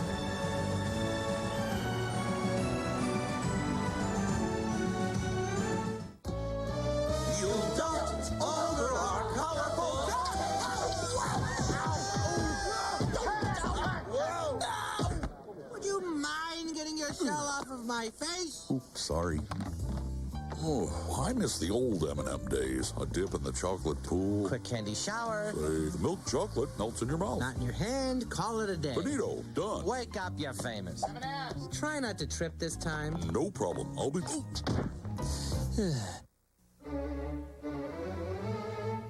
for 3. And he got it. And a steal. Miller retreats to the 3-point line.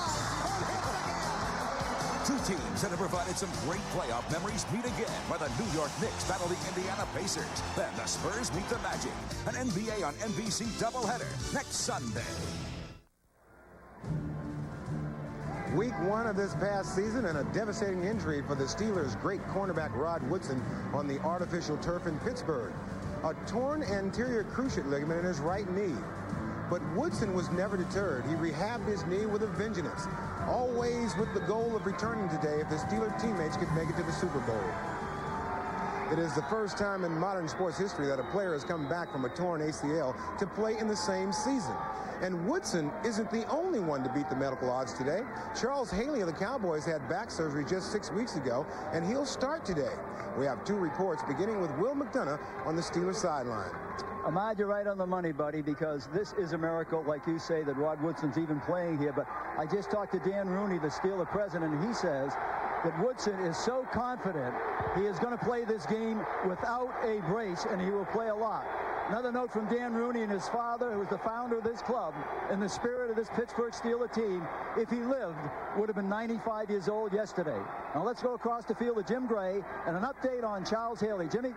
All right, thank you very much, Will. Well, Charles Haley is still back in the locker room. All of the Dallas Cowboys just came out now, the offensive unit, most of the defense. Charles Haley is still getting some treatment on his back. I spoke to Charles. He said it was really bothering him today as he got up. Now, he's been suffering from the flu. He's also concerned about his stamina. The trainers tell me that they think he'll be all right. By game time, he will start, and he will play in as many plays as he wants. Let's go back to Greg Gumbel. All right, Jim, thank you very much. And as you heard the crowd cheering, it's because the closer we get to game time, the more players are beginning to make an appearance on the field. And Dallas quarterback Troy Aikman has made his first showing of the afternoon as he begins to loosen up. And we assume that one of his targets today will be tight end Jay Novacek. Big number 84 will be a concern for the Pittsburgh defense. For the Steelers, there's Neil O'Donnell trying to carve his niche in Super Bowl history. This is O'Donnell's first appearance in the big show. And one of the key members of that Pittsburgh defense, Kevin Green, he has not had a haircut since the Steelers lost the AFC title game last year to the San Diego Chargers. Let's take you back down onto the field and rejoin Will McDonough, who is one of the few people to have attended every Super Bowl game. This is number 30 for Will, who catches us up on the latest NFL news and notes. Greg, thanks again. Let's start by talking about a couple of old-timers like myself. First of all, Marcus Allen of the Kansas City Chiefs. At the end of the year, he said he might retire. This week, I bumped into him, and he says he wants to play another year. In Minnesota, they talked at the end of the year about not having Warren Moon, their great quarterback, back. He only had 1 year left in his contract.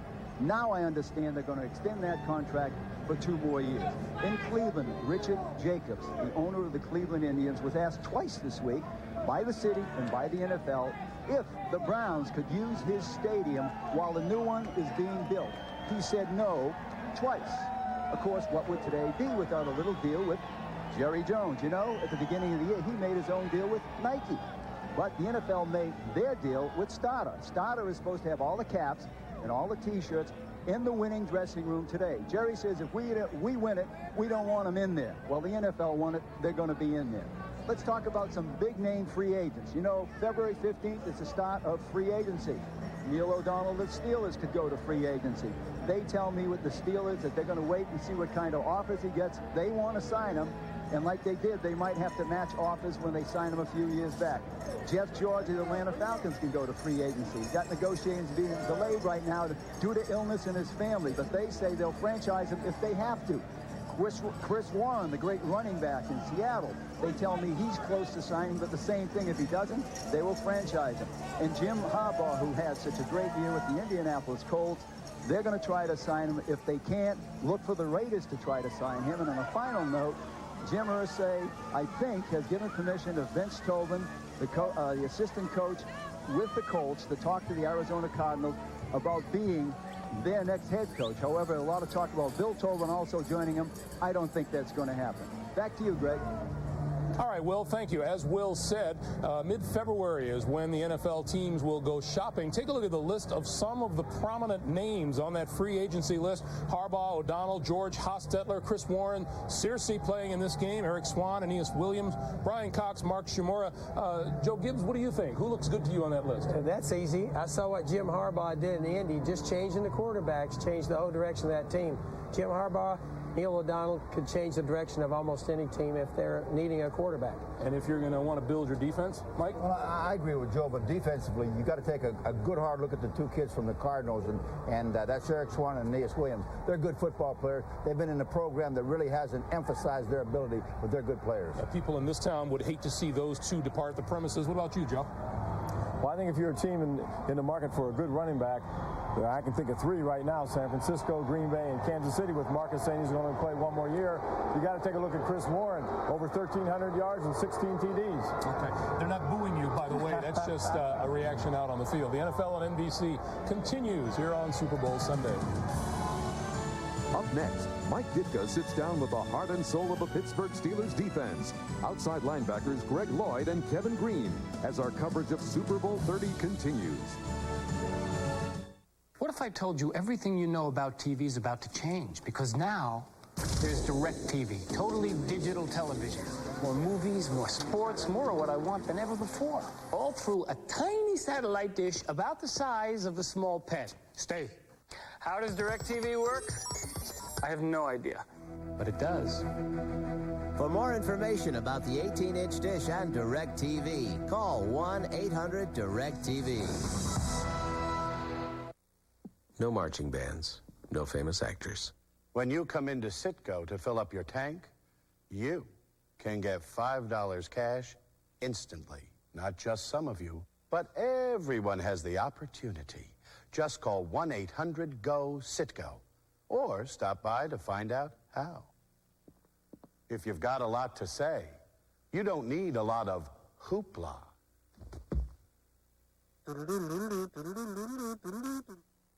What would I like? Baked clams. Yes. Veal parmesan. Oh, and garlic bread. Sounds good to me. Yeah, all the things that give me heartburn. Oh, and it's too late to take my Pepsid AC. What? The package says to prevent heartburn, you have to take it an hour before eating. An hour? You don't have to wait that long. I don't? Try my Tagamin HB. Tagamin? The label says it takes half the time of your Pepsid. You're kidding. No. I mean, I could take Tagamin HB now, order what I want, and not get heartburn? Sure, and it lasts for hours. Waiter! Tagamet HB, advanced prevention of heartburn in half the time.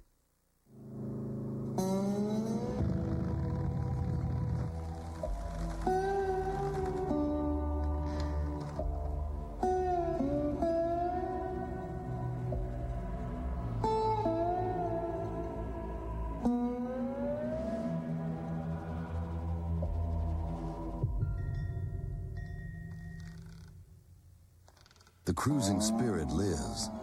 Royal Star by Yamaha. The movie's coming to NBC's Fantastical February. Anne Margaret, Seduced by Madness. Two best-selling thrillers, Robin Cook's Terminal and 87th Precinct. Based on the decade's deadliest fire, Smoke Jumpers, plus Ted Danson in the biggest adventure, Gulliver's Travels. It's Fantastical February on NBC. Overhead today is the Goodyear Blimp Eagle. This is the 27th Super Bowl that a Goodyear Blimp has covered. Only the games in Pontiac, Minneapolis, and Tampa during the Gulf War were missed. Little noise and action down on the field. Deion Sanders, number 21 for the Cowboys, looking to make an impact today at cornerback, on punt returns, and maybe on a few offensive plays as well. Meanwhile, for the Pittsburgh defense, we talked about him just a few moments ago. Kevin Green is out there on the field. He is a terrific and ferocious linebacker, and the Pittsburgh defense depends a lot on him, along with his teammate Greg Lloyd. The Steelers have quite the outside linebacker tandem, and an interesting duo the Steelers have in that outside linebacker position. Greg Lloyd never met his father. He was left by his mother with an aunt when he was 2 years old and didn't see his mother again until he was 9. Kevin Green grew up as an Army brat. Mike Ditka sat down with the two Steeler linebackers.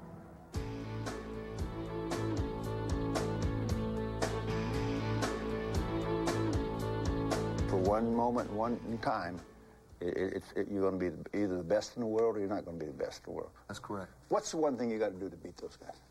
We have to play as a team at every unit, defense, offense, and special teams. That's the only way we can win this game. Do you have one goal defensively? Well, of course, every game we go into, our number one goal is stopping the run. That's the first thing. We cannot let this team continue draw blood and continue to draw blood against us and not be retaliated against. We got to swap punch for punch in this game and win this thing in the fourth quarter. That's the way this thing's going to work. Every time you turn the television on, you pick up a paper, it's America's team, the Dallas Cowboys, you know. But for me, that's just fire. That's just feeding the, fueling the fire.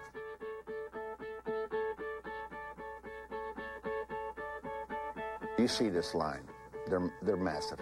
You guys are physical. I mean, you're muscular, but these guys are huge. Can you really stop this line? I mean, can you prevent this line from poking some big holes through you? I think everybody's gotten to the point that this is a team that is so monstrous that they can't be stopped, and I think for some reason that the Pittsburgh Steelers are being taken lightly here, that we don't have guys up front that can actually do this. And the thing is, we are used to playing smash. I don't care if it's from the NFC or, where it's from. We're used to playing smash mouth football. Let me ask you a question. You had to look a lot of film in the last couple of weeks on Eric Williams. Mm-hmm. I'm going to ask you very honestly, is he a dirty player? I watched the film when we played him last year. And to tell you the truth, I didn't remember how many times he had hit me in the face. But in actuality, he definitely hit me in the face every time I gave off the ball. At that time, I guess I didn't realize it was happening. And I'll be looking for that this year.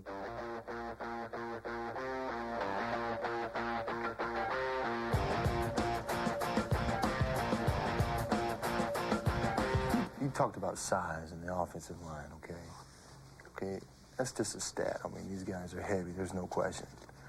You can't measure a man's heart, all right? And we've got people on this defense, on this team, that have heart.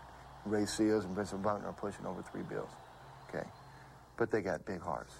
I'll go to war with people with big hearts, okay, and motivation quicker than I will go to war with people with big size and big muscles and big stomachs. I like that.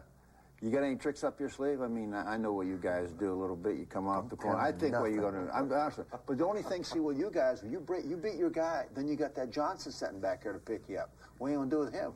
Throw him away? No, we're not going to throw him away. We're going to occupy. We're going to take him out. My power, my pleasure, my pain. We ain't reading and reacting to squat. I mean, we're coming. We're going to be coming. They know we're going to be coming.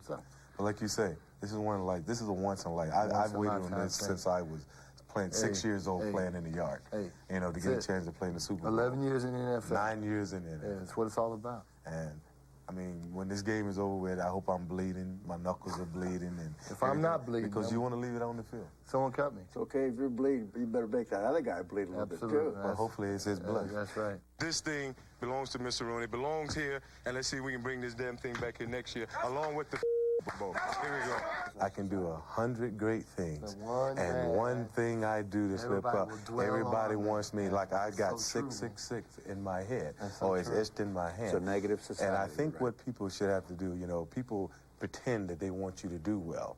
And then as soon as you screw up, it's like, wow, look at that, see that, see that, Knew see that that, was see gonna that, happen. see that, see that. Exactly. And not that the language is something that I condone. I wouldn't want my son to talk to it. I wouldn't want my son to hear it. But at the same time, it was meant for the locker room. There are things that go in the locker room, you being a coach, you know, that the media don't need to know about, the media don't need to hear, the family don't need to know about. It stays right there. And it was just one of those moments, like for me, I mean, it's a first in a lifetime. And I think to apologize to the public and say I'm sorry for what I said would be said. I'm not really sorry because that's what I felt at the time. I just sorry that the kids had to hear it. And I apologize to the people that it means a lot to, and that's my family. Green went through a whole procedure before the game with his wife. You know, you're a big, tough guy, and, you know, you have this little thing you do before the game with your wife. I think it's kind of interesting. Well, I know, but it's kind of interesting. He's just showing off. But I don't know how the heck he takes that lipstick out on the field. Those other guys in there, I got to be laughing at you. He's just showing off. He's just jealous because I've got my wife there actually cheering me on. Sitting out in the cold while my wife is every sitting up in the every booth game with me. Is that good luck or what? She goes everything with me. Every soreness, she understands what I go through. So she ain't no pampered up there sucking on cocktails, eating hot dogs. My wife is in the cold, having fun, part of the team, this type of thing. You know what? And they're bundled up, but they're all right though. So they're just not the prima donnas up there in the leather jackets. You know what I'm saying? All of it up there. Look at these foxes and animal skin. Don't get him into that stuff out there, animal skin. They're wearing all these mink coats, and they could be sitting up in the warm air. What about the hair? You made a statement you'd cut it if you win the Super Bowl. Would he really? Would you really? Would you cut that hair? It's just a thing between me and my wife. You know, basically the bottom line is I'm growing it to be rebellious against my wife. And I started a couple of years ago.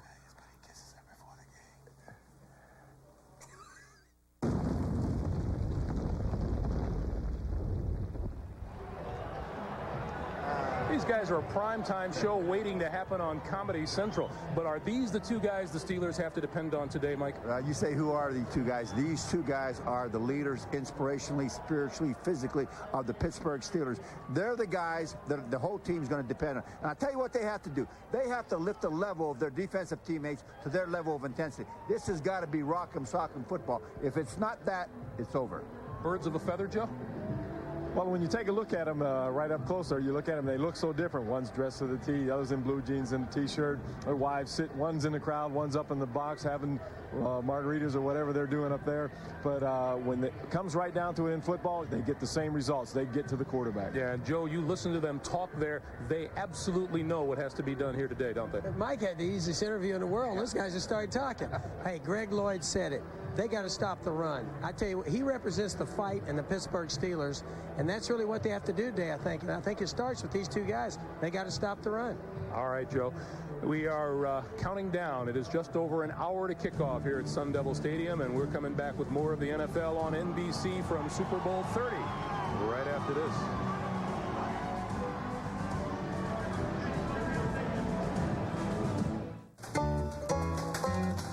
Continue at Sun Devil Stadium. There you see Emmitt Smith, who may be the best running back in the game today, looking for his third Super Bowl ring.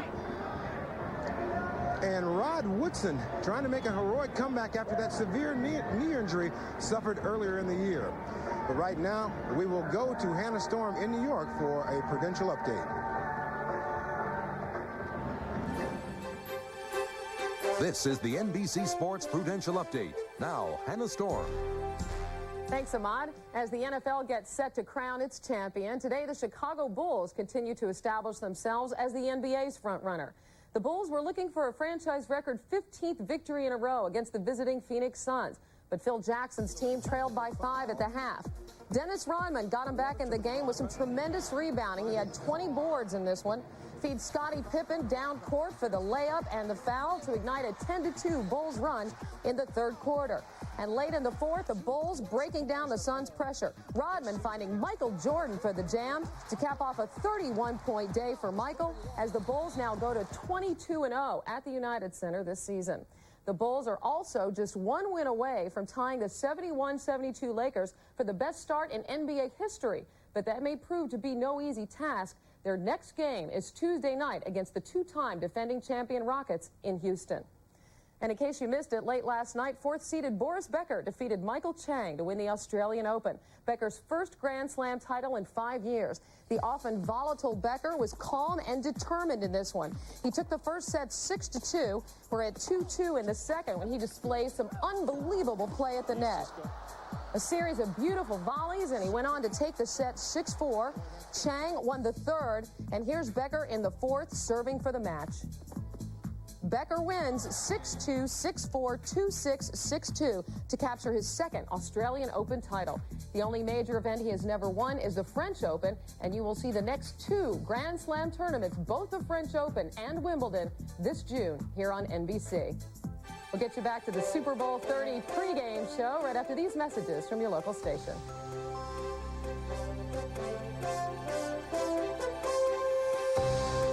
Monday, it's Whoopi Goldberg. Look at me, I'm a penguin. Changing a few bad habits in Sister Act. NBC Monday. Dateline Tuesday. Repairmen or con men?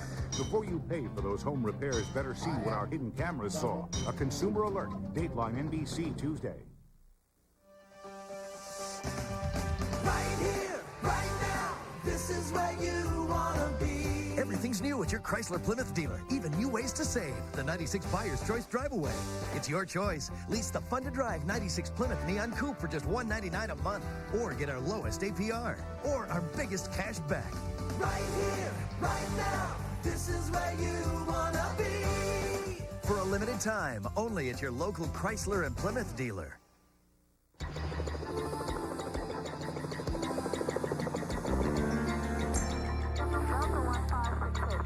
When it's news that matters, only one station can be first on the scene. Night and day.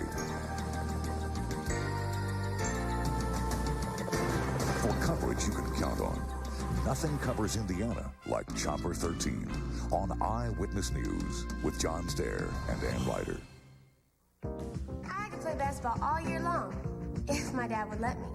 One night, severe asthma caused Becky Lightfoot to come dangerously close to respiratory failure. They said I might not be able to play at all, but no way. I'm gonna play. Becky was referred to one of the pulmonary specialists at Riley Hospital for Children, who diagnosed her unusual form of asthma.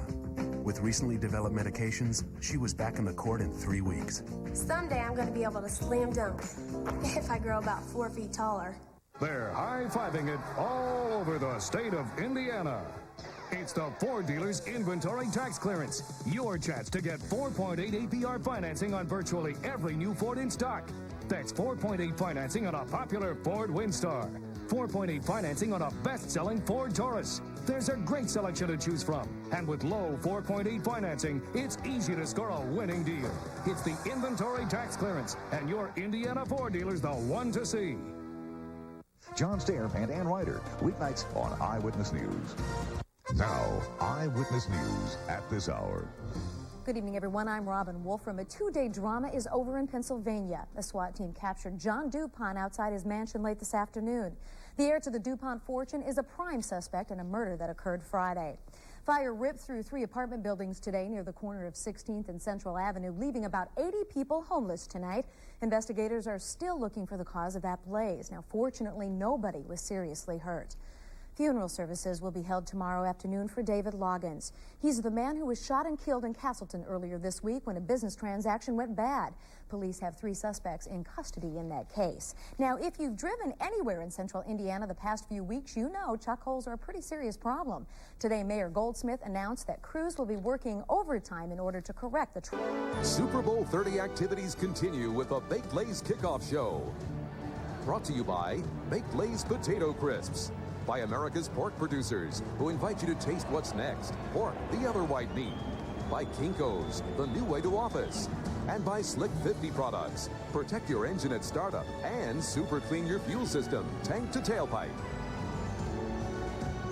Dallas head coach Barry Switzer, just the 3rd head coach in Cowboys history, along with Tom Landry and Jimmy Johnson. All 3 have enjoyed terrific success. 2 years ago, Barry Switzer was out of football. Now he is coaching in the Super Bowl. In many ways, he's an outcast, and he has taken his share of criticism this season. The 4th-and-1 debacle in Philadelphia was the symbolic play in a season of turmoil. Bob Costas spoke with the controversial Cowboys coach. Punt it, Barry, punt it. Barry must go. Unfortunately for Dallas, he did twice. Just what the heck was he thinking? I don't like the call. I'm not questioning anybody, but that was Dumb and Dumber. It seems to me from a distance, you've never taken the bait. You've never gotten defensive. You've never tried to answer everything. And especially after the decision in Philadelphia, it wasn't just the press. Even some former coaches in broadcasting were critical of that decision, and you kept your sense of humor and your sense of perspective about it. Well, that's all you have. That's what you have to have. You can't let detractors on the outside influence how you think and feel and affect your everyday decisions. You know, you've got to be tougher than that and back your ears and go straight ahead. Don't look to the right and left. Here's a guy with an .837 career winning percentage in college and 3 national championships. In 2 years as a head coach, you go to the NFC Championship game and lose on the other team's field to a team that slaughtered the AFC champ in the Super Bowl, and now you're in the Super Bowl. And despite that background, there are still some people who say the Cowboys are here in spite of Barry Switzer. Well, you're always going to have your critics, Bob. That I understand and will always know. Now, this isn't for me as a redemption or vindication to win the Super Bowl. Your critics can always sit back. They can take their shots. They have no one-loss record. They pull in their guns right now, but when I stumble, when I fall again, they'll jump out and they'll shoot at me. But right now, the guns are silent, and that's the way it has to be. But I know that the critics will always win because football coaches will never always go undefeated. What do you think they'll say, not about the Cowboys, but about you, if you win the game? It's really immaterial what they say. Even if you don't care, what do you think they'll say if you lose? It doesn't make any difference. I'll know why we lost. I'll know the real reasons because I know the big picture. To understand why Barry Switzer says he sees the big picture, perhaps we can go back to a conversation we had 2 years ago and the story of his return home one weekend to rural Arkansas, of a college student trying to cope with his troubled mother. Well, I was home that night, and she was on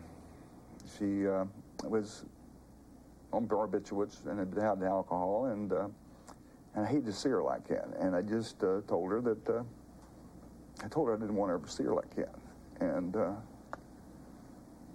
she took a gun when I shot herself. I heard the shot, ran out, picked her up. She lived, you know, damn, I hate talking about this. There was a suicide note, and I didn't know it for 20 years because my brother found it. He's younger than me by 6 years and gave it to Daddy. I didn't know. I thought I'd cost that for 20 years. But she had prepared to do this. And I was just the one that kind of made her say, oh, I'm going to do it now. You thought you'd pushed her over by she came in to kiss me that night in bed, and I just, like most kids would see when their folks are like that, would turn their head. His mother's crushing death would be followed by the demise of his father. Frank Switzer spent time in prison for bootlegging, and his death, just as his son's career was approaching its prime, was a local scandal. He had a black mistress, caught him with another black woman, and she shot him, and she was killed rushing him to the hospital. I can hear her daddy's telling you, bitch, take me to the hospital now, and I can just see him roaring away from that house, and she lost control of the car, and they turned over and exploded and burned up. We've talked about your life story before, and the background, the colorful background, and in some cases, tragic background of your life. Has that helped you to put all of the craziness of being the coach of the Dallas Cowboys in perspective? I think totally it has. I think I look back on that, my experiences, and that gives you your toughness, your facade, the skin that allows you to handle what comes down the road in this profession. And I kind of always handle it with humor and know how phony it really all is. Y'all are tremendous, and I really appreciate some of the things that you guys said to me personally, some of you players did in the ball game. It really means a lot to me, it really does. Jimmy Johnson kind of dominated the scene in Dallas. It's the nature of his personality and the way he approached it. Some people respond better to that. It seems that Troy Aikman likes a structure, and maybe he feels there's less of a structure that he can relate to with you. I don't really understand that because when people think that it's totally disarray, I feel pretty good about how we go about things. I mean, a lot of head coaches could take this talent and win with it. There's no question about it. I'm honest, I'll admit it, and say that. Others like to think it's because they stood on the sidelines. That's why they won. There is no question Barry Switzer has taken his share of pot shots and criticism. The question is, guys, is he underrated as a head coach? Joe? Well, I tell you what, Greg, just think about it. What he inherited was some real good football players, and he didn't lose his assistant coaches. And what this guy did, I think to his credit, has come in there and he's not messed it up. Hey, a lot of guys that go in there with a big ego, try and make some changes, do their things their way, and probably would have messed it up. And I think this guy's been smart enough not to do that. Mike? Well, I agree. I think he's a great coach in a sense, but I think every coach on the sideline is responsible for the calls he makes. And if they're controversial calls or they're calls that hurt your football team, you got to answer for them. If he makes those kind of calls in this game, could cost him a Super Bowl. I think that if the Cowboys should win this game, then people are going to say he had the players. If they lose it, they're likely to say that it's Barry Switzer's fault. Our coverage of Super Bowl 30 continues from Tempe.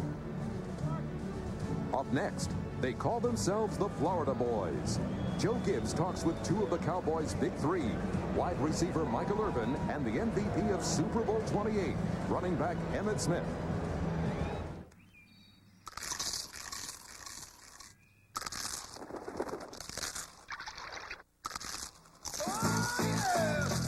Introducing Baked Lays. Only 1.5 grams of fat per serving with that great Lay's taste. You mind? Knock yourself out. So now you can eat like one of the boys, but still look like one of the girls. Baked Lay's potato crisps. Bet you can't eat just one bag. So, where you boys from? Sweden. Baked Lays presents Light on Your Feet, the history of dance in the NFL. I always wanted to do a dance after I scored, so I practiced, I studied, I trained. I mean, would you ask Caruso not to sing, Shakespeare not to write? Super Bowls, championships, I'd give them all up for one last dance.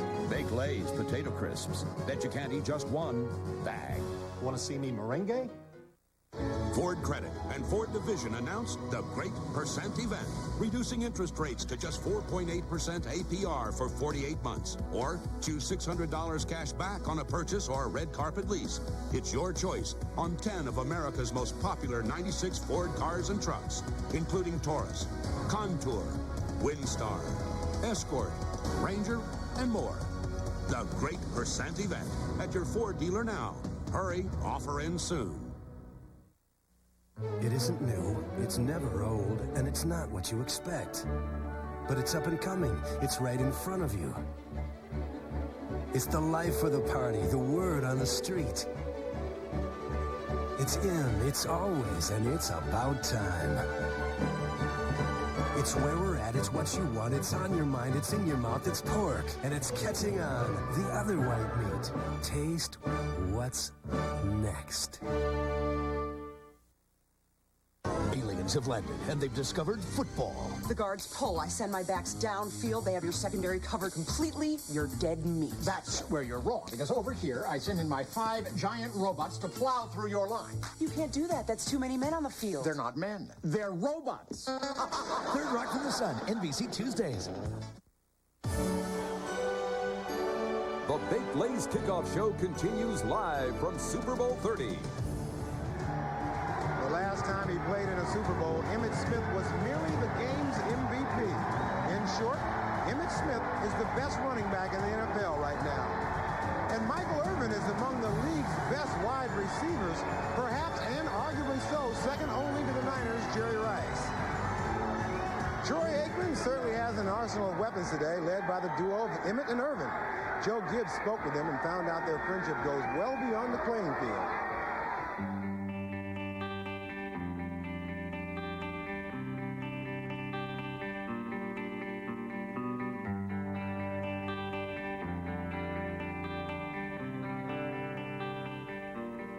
First of all, I'm nervous about being here now, you know, an old Redskin, so I just wondered, I got these things, and I figured, you guys, can you show me the back way out? You guys just show me the back way out. Okay? You don't worry, Coach, you fit in just fine down here.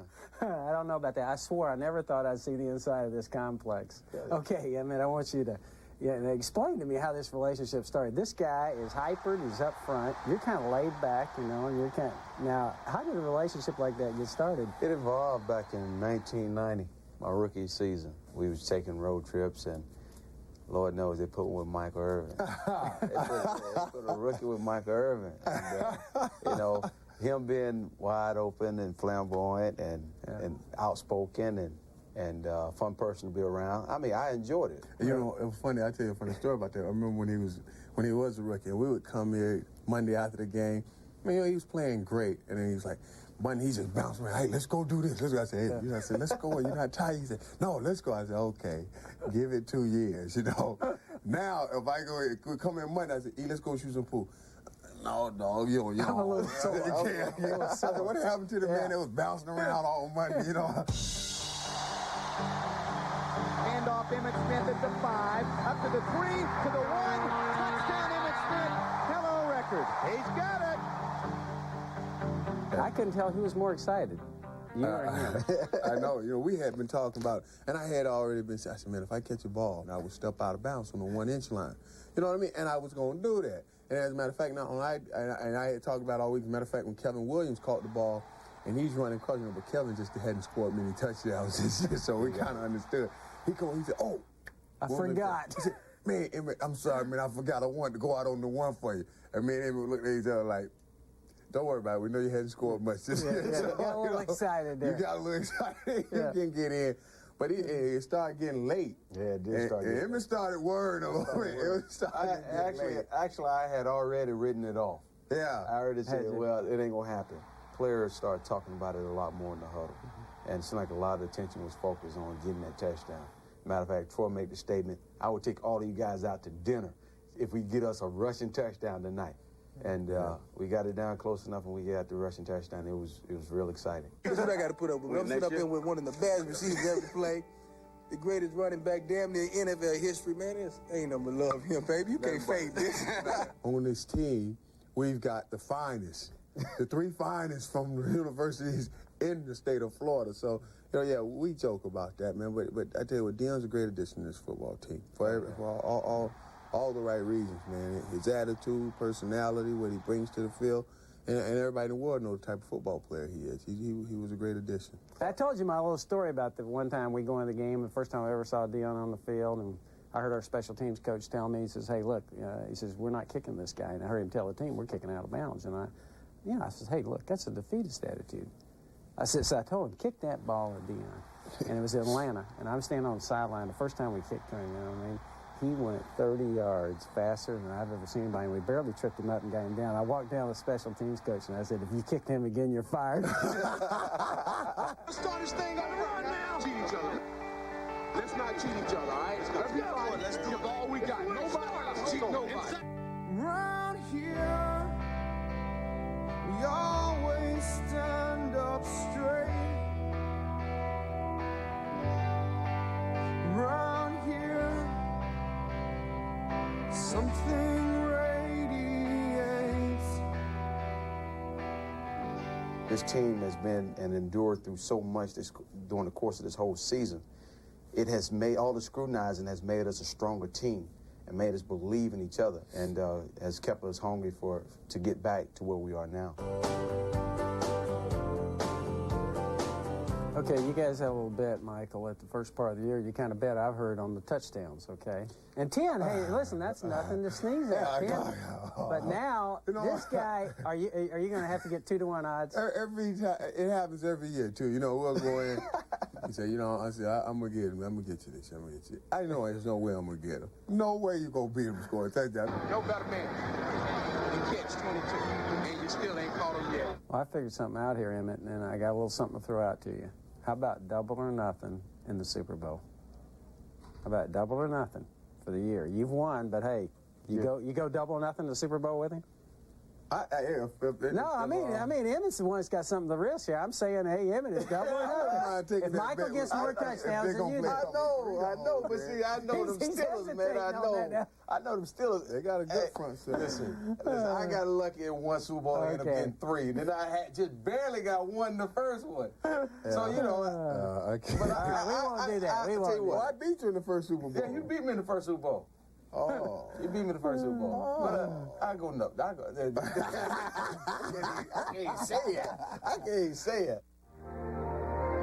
Great players, great friends. Now, as we head to a commercial, a look at the two X Factors shaking hands before leaving the field. Deion Sanders and Cordell Stewart. We're back with Bill Cowher right after these messages.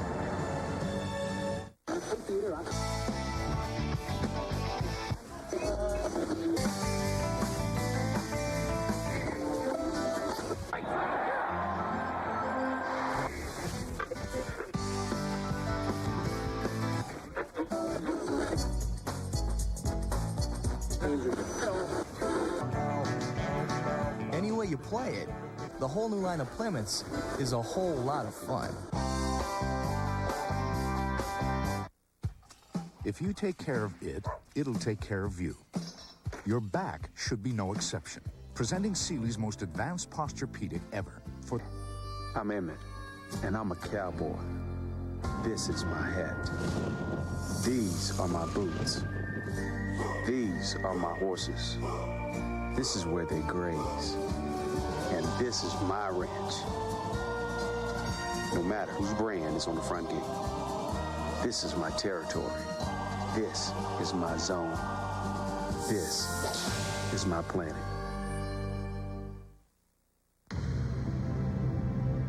They've trained for years in local gyms.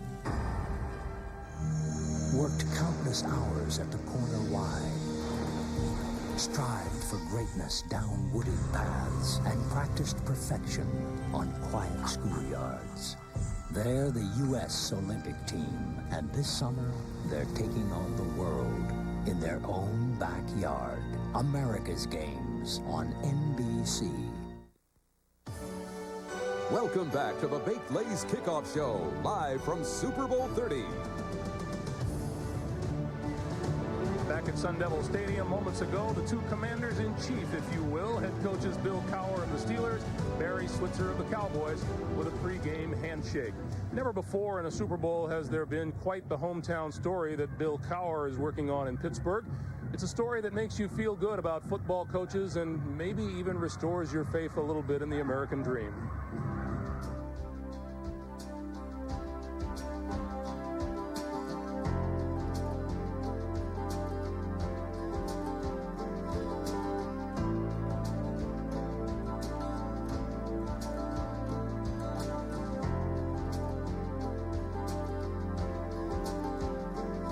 How far back do you remember being a fan of the Pittsburgh Steelers? Oh, I think from the conception. I mean, it was a situation that, you know, growing up, I remember walking up to Pitt Stadium and watching them play when they weren't a very good football team. And the guy's name I always remember was John Henry Johnson, because it just seemed like a great football name.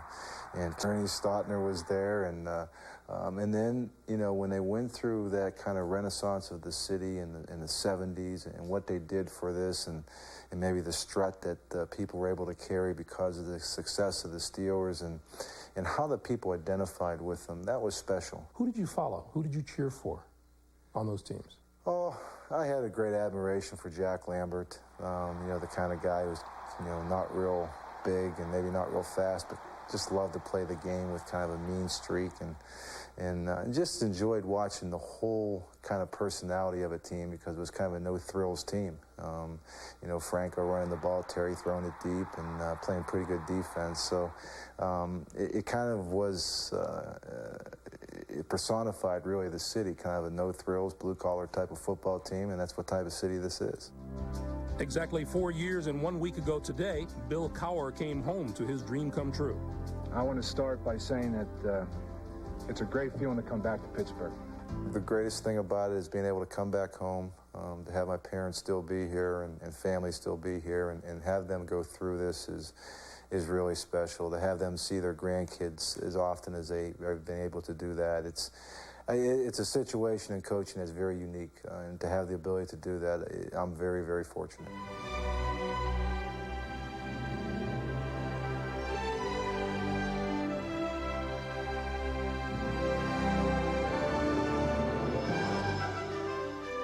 We see you during the game, and you guys react to everything. You are not passive bystanders. How much are they into the game? Well, we only have one daughter who attends the games. It's Megan, who's going to be 10 soon, and I think she's just like Mom. I think maybe she's been around me a little too much. You know, she's quite emotional. I think that we all know that these wins and losses are very important for Dad. Yeah. So we're more than just a fan. You know whether Dad's a pretty good coach or not?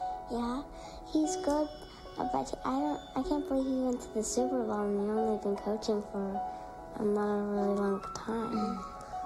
You know that most people kind of agree with you, that's kind of rare. Do you guys have favorites on the team? I mean, do you get to meet the players, and are there players on the team that you like? My favorite player is Rod Woodson. And how about you? I think I like Cordell Stewart because he can play everything. I think that's neat. Lindsay. What? You have a favorite player? Kevin Green. Why? I like him. Because he's got hair like you? Yes. 5 seconds left. One play left from the 30-yard line for the season. There isn't one person in this entire place sitting down. When Jim Harbaugh clocked the ball on the play before, it was the first thing I said was, for 2 years in a row, I got to watch a ball go in the air and know whether or not you have a chance to win a championship.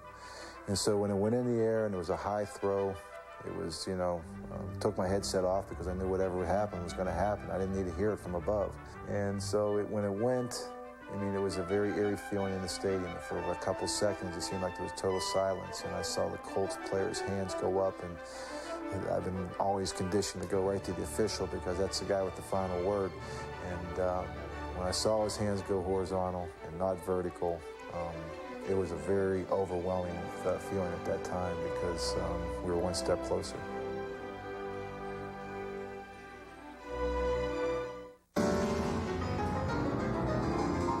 People in business once had to evolve to reach higher goals, to work as a team, or to read between the lines. Now there's a new way of working at a place that's evolved to suit all your needs. Every day, over 200,000 businesses use Kinko's, the new way to office. Engine wear occurs when you start your car, because most of the oil isn't... I studied, I trained, I mean, would you ask Caruso not to sing, Shakespeare not to write? Super Bowls, championships, I'd give them all up for one last dance. Baked Lay's potato crisps. Bet you can't eat just one bag. Want to see me merengue? They will fight this decade's deadliest fire. Fighting fire is what makes you feel alive. By jumping straight into hell. Get ahead like a freight train! Go! There's more coming! Go! Inspired by the heroic true story. Adam Baldwin, Lindsay Frost, Smoke Jumpers in 2 weeks on NBC. The Baked Lay's kickoff show continues live from Super Bowl 30. Once again, Greg Gumbel. Back in Tempe, Arizona, with the Doobie Brothers playing in the background, we get some closing thoughts, beginning with Jim Gray. Jim. All right, Greg. Well, several Cowboy players and the training staff paid very close attention in the pregame warm-ups to Rod Woodson. They're very unimpressed. All of them told me they don't think he'll be a factor at all. He's very slow and very tentative. In fact, the Cowboys today, they don't feel they're going to have a problem at all. Will? Okay, Jimmy, I talked to Bill Cowher a few seconds ago. I said, what are your themes for your team today? He says, offensively, no turnovers. Make Dallas earn everything. Defensively, you got to be physical on the line of scrimmage and with their receivers. Next, Chris Collinsworth. The only place the Pittsburgh Steelers match up is in their 4 wide receiver offense. The Cowboys too big, too strong. I like Dallas in a blowout, 40-14. Bob Trumpy. Yeah, Chris, I think there is an easy formula to beat Dallas. That's stop the offense. I don't think you can do it with a 34 defensive Pittsburgh. I like Dallas big. Well, let me say first, I don't believe in the Tooth Fairy, the Easter Bunny, or Santa Claus, but 95 has been a season of surprises. I like Pittsburgh. I like Pittsburgh late on a Cordell Stewart touchdown. You know, everybody talks about winning this football game, and nobody talks about losing it. But let me tell you, it is a big blow to lose in the Super Bowl. You can't take any comfort in saying there's only 2 teams here, or at least we got here. And I speak from experience because I've been using those 2 statements for 20 years, and it doesn't make me feel any better. Joe? Well, I'm kind of with Randy. I'm looking down the road at the Pittsburgh Steelers. Number 1, I think they're going to take Michael Irvin out of the game. They're going to let that number 2 rush defense work on Emmitt Smith, and I'm going to pick the Steelers. Coach Gibbs? I tell you what, the classic matchup. The Cowboys, the great big guys, and the Pittsburgh Steelers, the little fast guys. I think we're going to have a ball game, but I think it's going to go to the big guys. Mike? I think work ethic and special teams are going to decide the football game. And the other area that Chris Collins worked at the Steelers do match up are special teams. They got great coverage team. They'll need them today. 27-21 Pittsburgh. All right, Mike, this is the trophy for which they are playing today, the Vince Lombardi Trophy. 2 things are very certain. The team scoring first in Super Bowls is 21-8. The team leading at the end of the day is 29-0. We're closing in on Super Bowl 30, the great American party which brings us all together once a year.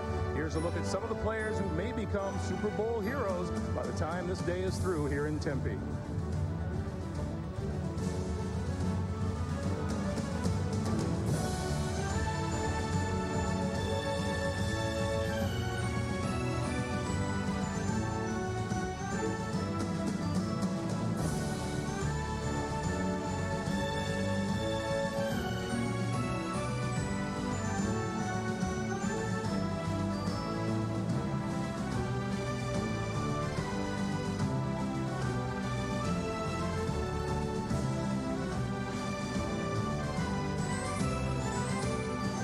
Hey, football fans, here's fun in your eyes. Hit it! We've got 2 wonderful shows.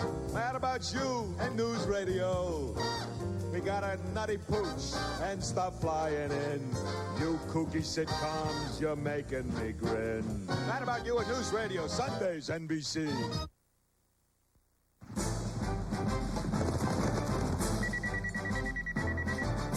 Fact. It's a whole new country out there. Each day, 10,000 baby boomers reach the age of 50. Today's college graduate will end up having 4 different careers, not just 1. Senior citizens are twice as wealthy as they were just a decade ago. And salsa, believe it or not, is now outselling ketchup.